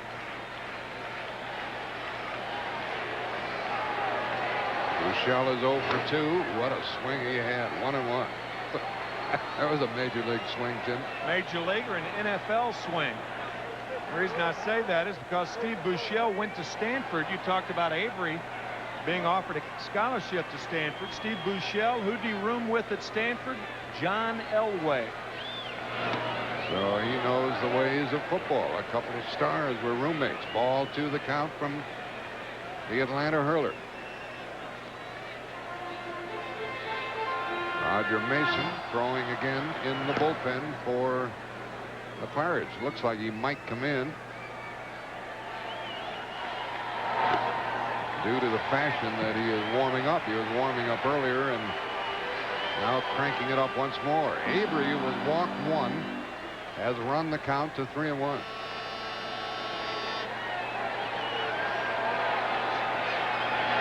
And he walks Buechele. Oh, the double play certainly eases the pressure. These kids know what's going on, don't they?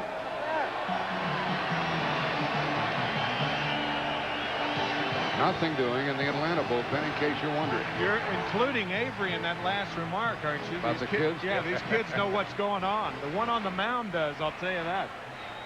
Don Slaught is 0 for 2.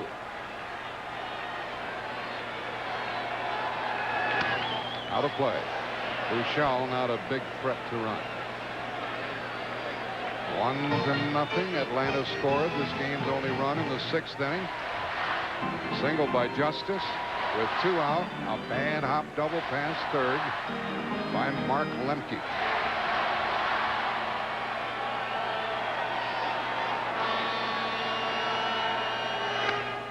Slot looks like he's the 3rd out of the inning. Force out. We've played 7th. After losing last night, the Atlanta Braves lead it here 1-0, and this double play certainly helped Atlanta, didn't it? By Budweiser. The hero of the moment is the left-handed pitcher for Atlanta, Steve Avery. He has shut out the Pirates for 7 innings on 3 hits and has 9 strikeouts. And Lemke has the only RBI. Atlanta's left 9. Worth taking another look at that. It happened in the 6th inning with Justice on second base and 2 outs. The ball eluding Steve Buechele at third base, and Lemke with a double. Buechele trying to make a tag on Dave Justice. The ball went up, the glove went down, and Atlanta took the lead. And that was in the 6th, as Tim mentioned, and now we're in the 8th, and Brian Hunter leads it off. There's John Smiley, 20-game winner, and he'll be the pitcher in the game on Saturday. The new pitcher now for the Pirates is Roger Mason in relief of Zane Smith. Smith, 7 innings, 1 run, 8 hits, struck out 4, walked 1 intentionally, and hit 1. He did a great job. Hunter takes strike 2. This young player has shown us some fine fielding at first base.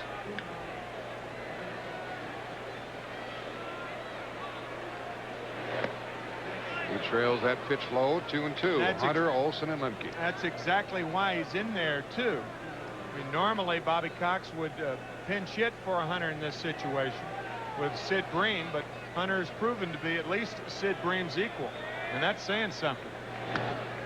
And he did a good job of hitting and spoiling a difficult pitch from Mason. I think the one thing that is plaguing Sid Bream now is he's not as mobile as he once was with all of those knee operations, and that's why Bobby Cox has the younger Hunter in there. There's Sid Bream, ready at any moment. And popped up by Brian Hunter, foul ball. And a play for Slaught. Yep. He caught it right up against the facing of the dugout. That was a heck of a play. Well, the one thing you have to worry about in a situation like that is the ball caroming off of the edge of the dugout and hitting you in the coconut. That's what you don't want. Watch this play. Well, that is right up against. Yeah, that is a terrific play by Slaught. It didn't hit the dugout first, did it? I'll tell you, it was very, very close. If that ball hits the dugout first and goes in his glove, obviously it's no catch. I think it might have hit the dugout first and then gone into the glove of Don Slaught. Watch. Watch. That ball hit the dugout first. That was an illegal catch, but there are 2 out or 1 out for the Braves. Yeah. And the batter is Olson. I wonder what Steve Palermo, the American League umpire, thought about that play. These umpires here want to send their best wishes to the recuperating Steve Palermo, the American League umpire, who was injured in a shooting while trying to help some people. That was a pretty good knockdown pitch, wasn't it? Right there, Greg Olson's had a good night. I doubt that there was any message here, but you never know. Olson is 2 for 3. That's a message that hitters don't like to receive on their answering machine. 1 out in the 8th. And a blistering fastball, 1-2.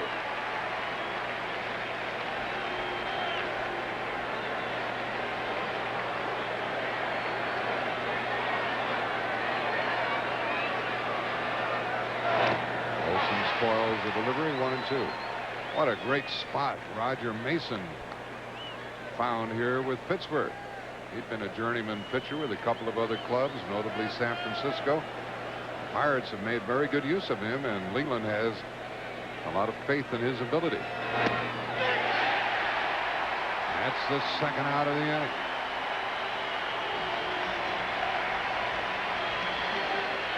Roger Mason appears to be throwing very hard. Slot sitting inside. The pitch was inside on the corner. That's the green weenie, I believe, isn't it? That's the green weenie made famous by the old gunner, Bob Prince, who was an announcer here in Pittsburgh forever. Very popular. And what a wonderful guy. You got tomahawk chops and green weenies. Strange things in this series. I never come here to Pittsburgh, Tim, without missing Bob Prince. Yep. Now Mason falls behind 2-0 to Lemke. Lemke has had a single, a double, and with a little luck has driven in the only run of this game.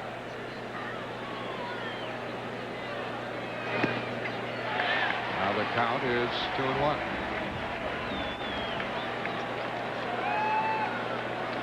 Bobby Cox is sweating this one out. He's ahead 1-0, trying to get out of here with a split.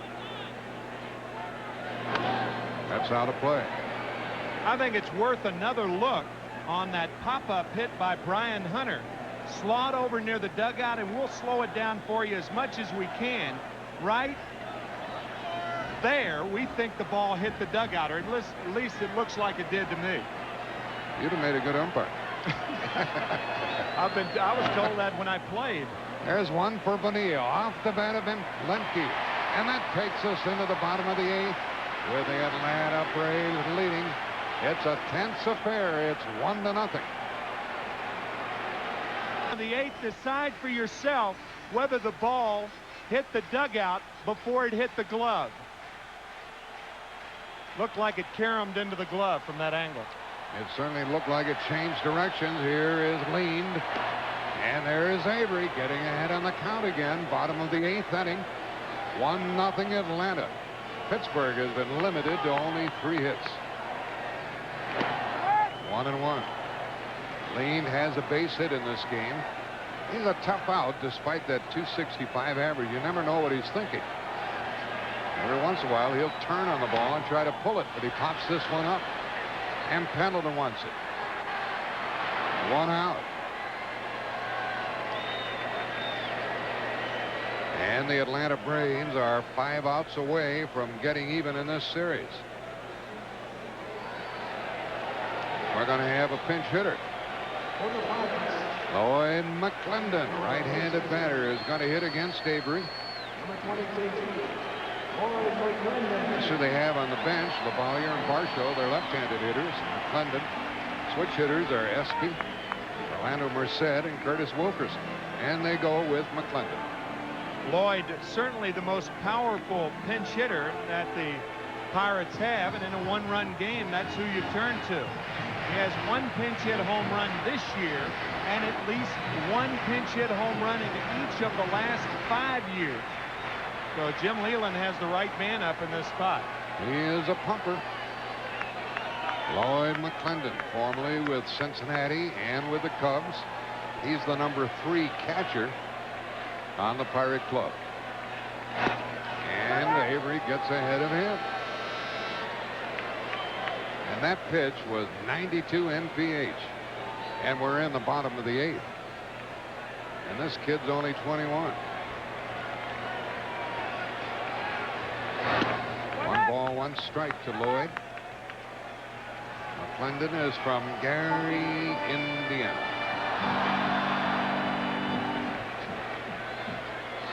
Our last pitch was clocked at 95. And strike 2 makes it 1-2.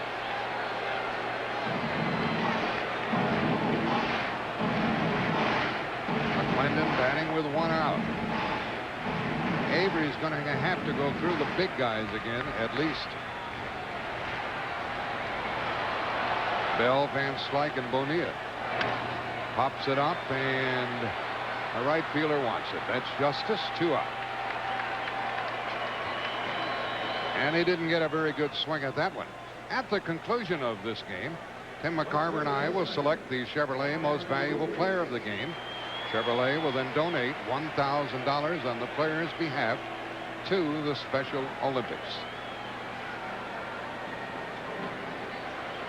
We know darn well who it is at this point, don't we? It's a laydown. It's a lock, a mortal lock to this point. 2 out in the Pirate 8th.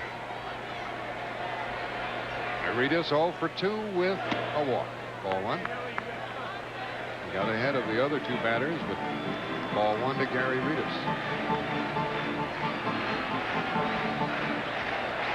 Atlanta has out hit Pittsburgh 8-3. And another beach ball. Hey, it's very interesting to look at the defensive positioning of Terry Pendleton. With 2 out and nobody on, Aretas has a lot of speed. So instead of guarding the line, Pendleton elects, with Avery throwing so hard, he elects to play in for the bunt. He figures that if Avery's throwing that hard and that far away from Aretas, the chances of Aretas pulling the ball are remote. That's ball 2 to Gary Aretas. We're at Three Rivers Stadium. Another big crowd to watch the Pirates and the Braves, and we're in the bottom of the 8th with 2 out. And a 1-0 Atlanta lead. Watch it on 2-0. Ball 3. And tomorrow night, the action continues on CBS. Skydome, Toronto. Twins and Blue Jays at a game apiece. Scott Erickson and Jimmy Key will go at it. 8:30 Eastern tomorrow night. 3-1 the count.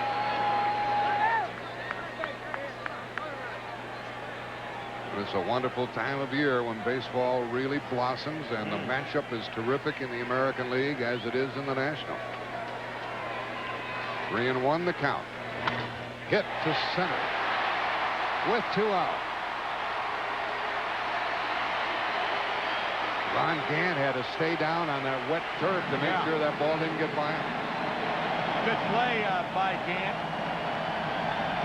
Would be a routine play normally, but because of the conditions, because of the wet outfield, Gant indeed has to stay down on this ball. This ball hit like a tracer, and watch Gant get to it quickly. Aretas certainly a base stealing threat.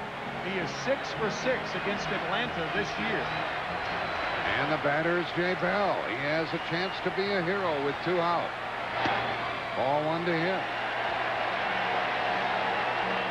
Bell is 0 for 3. He struck out, popped out, struck out, and 1 out of 6 in the series. Now this assures the fact that Van Slyke, Bonilla, and Bonds will bat again in this one. There goes the runner. No throw.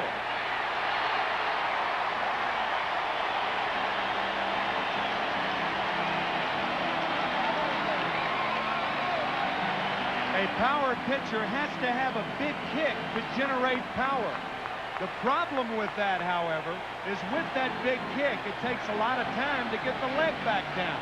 And that gives base runners a chance to steal, and that's what Aretas did. And now the Pirate fans want a little old hit from Jay Bell. Runner at second, 2 out, 1-1 count. Back to the pole, up the middle, but the runner does not score.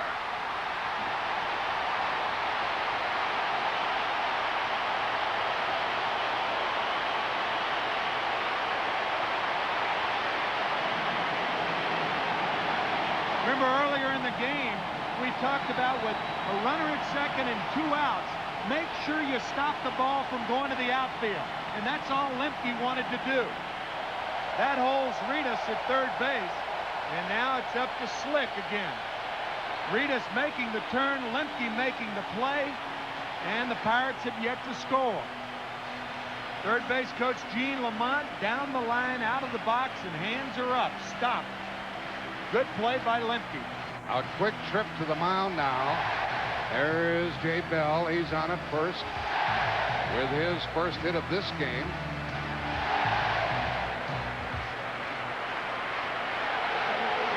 They're rocking the stand. Hey, what are you doing? Looks like San Francisco the way they're moving those stands. Here's Van Slyke. This might be the game. First and third, 2 out. Strike from Avery. Van Slyke struck out, grounded to first, grounded to third. Tying run at third, lead run at first. 2 out in the 8th, and strike 1 on Van Slyke.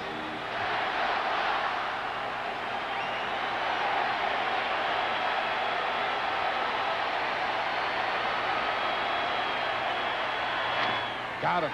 Force out. Unassisted. And after 8.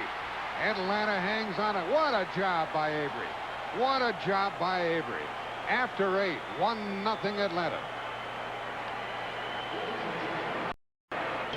Well, you don't see many 1-0 games in the 9th inning here at Pittsburgh, especially with the visitors leading. But that's the way it is. Stan Belinda becomes the 3rd hurler. Roger Mason, a perfect inning. Belinda 7-5, 16 saves for the year. Will pitch to Atlanta in the 9th inning. Get a close-up look at Belinda and see if he reminds you of anybody. Not the back of his head, but his face. You're talking about 1-0 games. I bet they never had a game like this in Mayberry, did they? Who is that? Ronnie Howard. Little Opie. Opie. Ron's done all right for himself. It is Belinda's job to keep it 1-0 and send it into the bottom of the 9th, at which time Bonilla, Bonds, and Buechele will bat. Rafael Belliard, 0 for 2, number 8 hitter. And strike 1.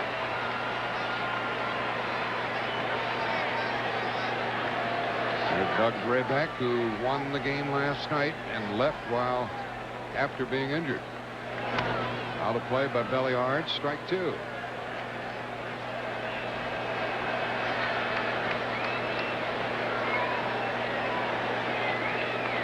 Belliard leading off in the 9th against this 3rd Pirate hurler. What a good game this has been.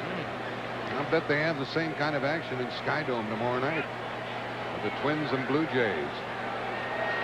Erickson and Key. Ball 1 to the former Pirate.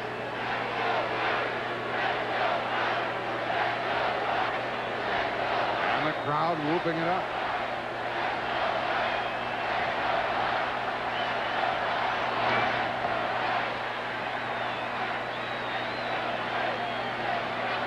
They expect Belliard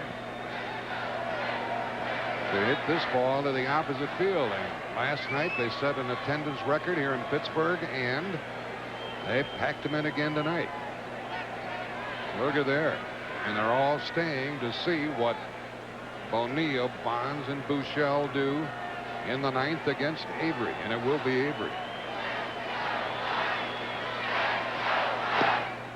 Count goes to 2-2.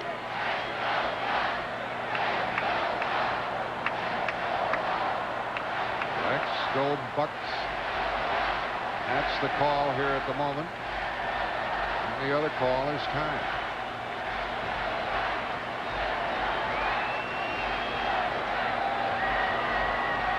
Some Atlanta fans are on hand. To Bonilla. 1 out. When you're in New York on Broadway, what do you say for entertainment? You say, well, let's take in a couple of plays. Well, let's take in a couple of plays, deciding plays in this ball game. Steve Buechele at 3rd base with Justice running, tried to make the tag. The ball eludes the glove, and Justice scores. Now in the bottom of the 8th, with a runner on 2nd and 2 outs, what happens? Lemke prevents the runner from scoring, and those 2 plays are the differences in this ball game. And Lemke in the middle of it all. Strike 1 to Avery. He is 0 for 3. That's right. Lemke offensively and defensively. And Belinda is in the process of blowing away Steve Avery, who is probably more concerned about pitching the bottom of the 9th. 1-2. Mr. Bonilla is going to lead it off. Bonds will follow, and then Buechele in the bottom of the 9th. And a strikeout, so Avery can go sit on the bench and contemplate the trio of hitters he's going to face in the 9th. Remember, this young man is only 21 years old. Trying to pick his ball club up after they lost with Tom Glavine last night. Bobby Cox telling us before the game that Steve Avery has lost 4 shutouts in the 9th inning this year.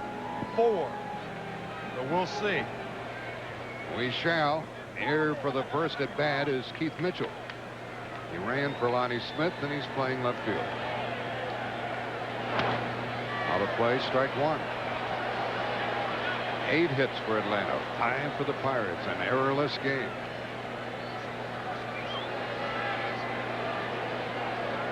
RBI double came in the 6th inning with 2 out. Leadoff hit by Justice. He advanced to second on a ground ball. Scored on the bad hop double by Lemke, and now we're headed for the bottom of the 9th after Lean catches the ball to end the top of the 9th.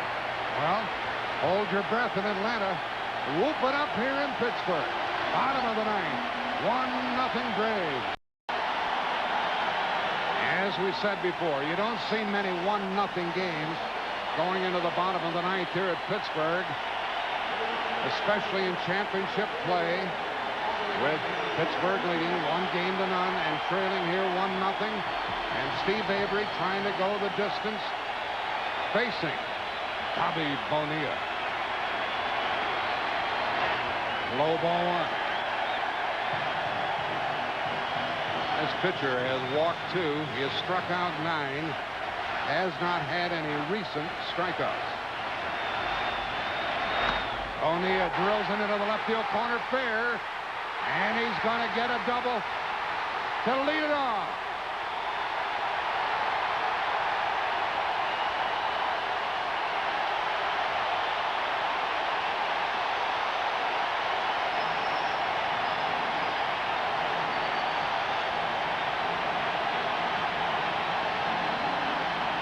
Fastball inside, and Bonilla cranks it down the left field line. A double to lead off the 9th.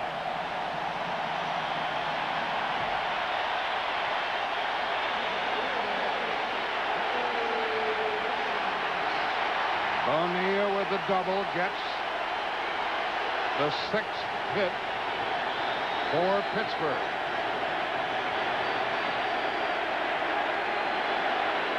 And the batter is Barry Bonds. Ball 1. Bonds has a single, 1 out of 3. Alejandro Pena is the right-hander. Mike Stanton, the left-hander, in the left field corner warming up.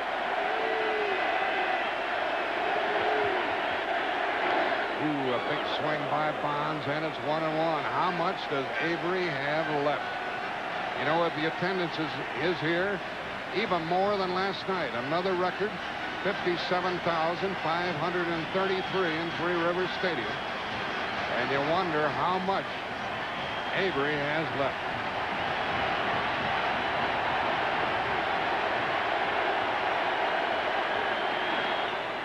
Just missed with a breaking ball, 2-1. A base is open, and even though Bonds is the winning run, potentially,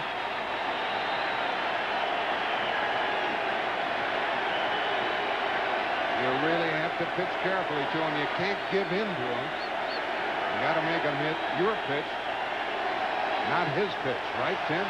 No, I don't agree with you. No? No, I think you go right at him. I think you make him hit the ball. If you end up walking him, Buechele bunts, you got the tying run potentially on 3rd and the winning run on 2nd. It's the tying run at 2nd, nobody out. And that one missed, and the count goes to 3-1.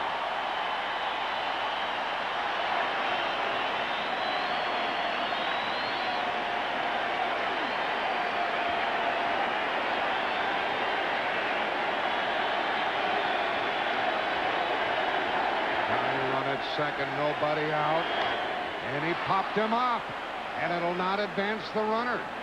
Belliard, 1 out. What a big out as Avery gets Barry Bonds, who smashes the bat, 1 out. You were right, Tim. He did come right after it.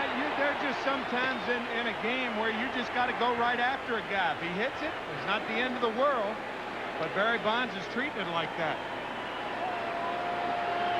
3-1 fastball right down the pipe. And now Bobby Cox, remembering last inning that we said that 4 times this year, Bobby Cox told us before the game, Avery had lost a shutout in the 9th inning, and Cox isn't going to allow that to happen tonight. He is going to lead in favor of Alejandro Pena. And what a wonderful piece of work Steve Avery turned in. Pena into the game, and the 21-year-old Avery can only win, cannot lose. This game is not over. In the bottom of the ninth, tying run at second, one out. There's Ken Avery, Steve's dad. There you see Steve walking off the mound. Brother, he can be proud of his kid tonight. What a job. 8 1/3 innings, no runs, 6 hits, struck out 9, walked 2. And he sweats out the performance of Alejandro Pena, who is 11 and 11 in save opportunities since he joined the Braves, and the batter's Buechele. Coming to the Braves for Tony Castillo in late August. A chance for Buechele to make an impact on this Pirate scene. Strike from Pena. And these Atlanta pitchers, the two of them, Avery earlier, Pena now, getting ahead of the batter.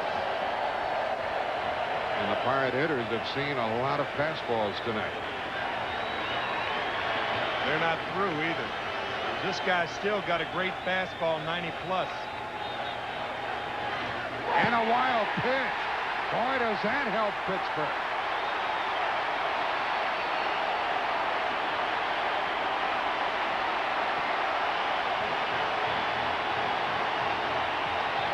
No chance for Olson on this fastball. That ball just gets by him. One of the problems when you throw so hard, a catcher doesn't have a chance to react. And now the Braves forced to bring the infield in. And that helps the chances of Buechele. And Pena needs a strikeout. Infield in, outfielder out of the right. Bonilla the tying run at third, one out. Bottom of the ninth.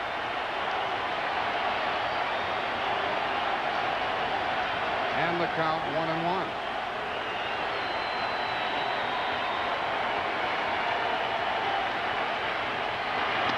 Back to the pitcher.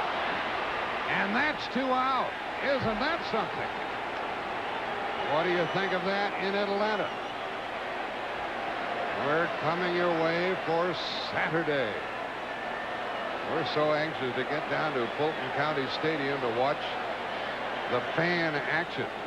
Just a matter of whether the Braves will be 1-1 or 0-2.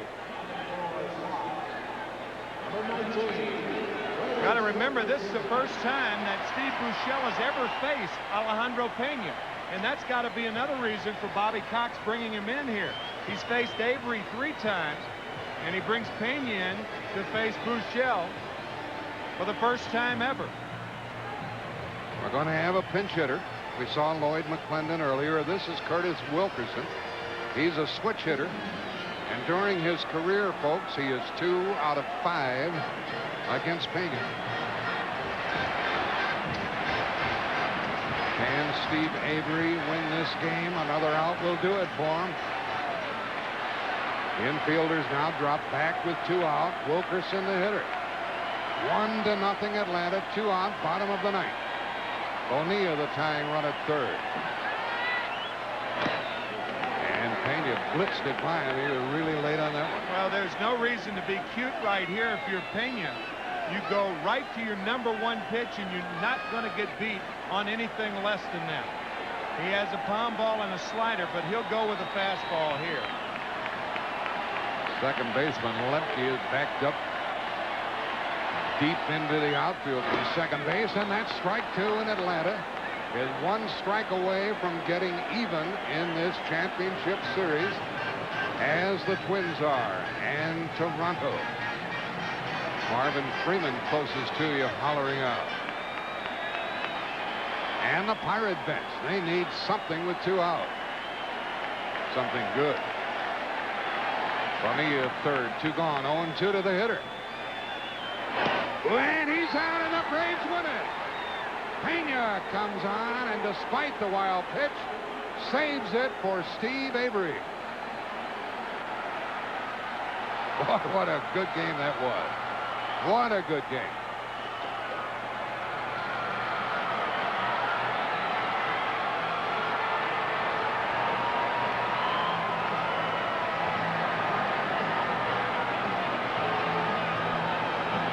This series is tied at a game apiece. Next action Saturday afternoon. We talked about Pena and his fastball. That's about as much emotion as you'll ever see him show. This fastball on the 0-2 count, and Wilkerson is punched out by Frank Pulley.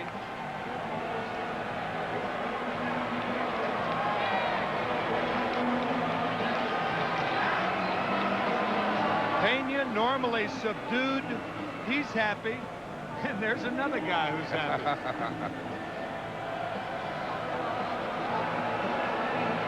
We'll be back with an interview with Steve Avery and others. 1-0 Atlanta. They out-hit the Pirates 8-6. Steve Avery the winner, Zane Smith the loser. Alejandro Pena a save, and Atlanta left 9 and Pittsburgh 7. It's no surprise.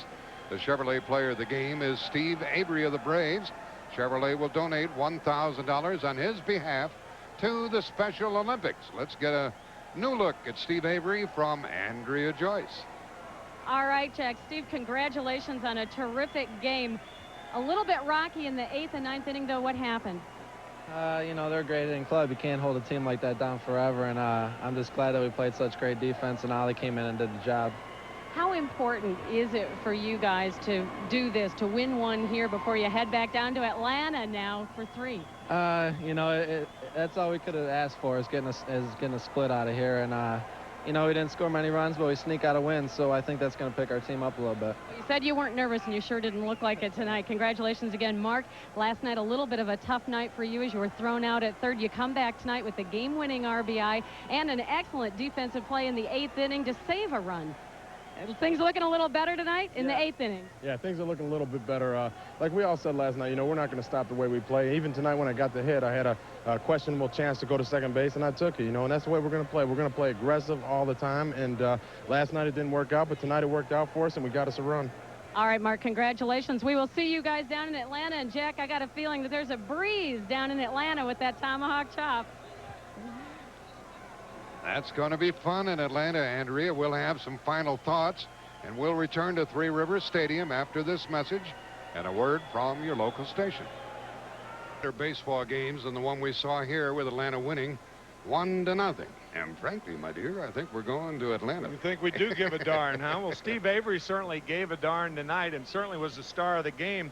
But you've heard of a tale of two cities. It was a kind of a tale of 2 outs tonight. The 2-out play that Steve Buechele didn't make in the 6th inning, and the 2-out play that Mark Lemke did make in the 8th inning.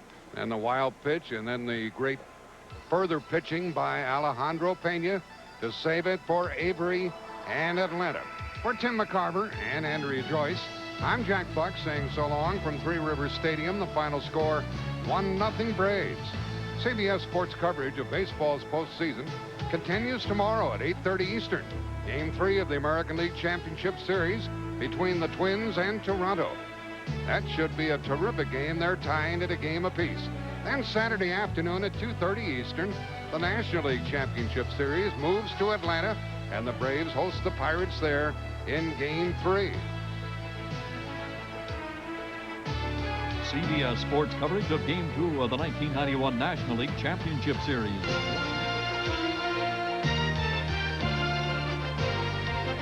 You have been watching Major League Baseball on CBS Sports, home of the biggest games in baseball, the League Championship Series and the World Series.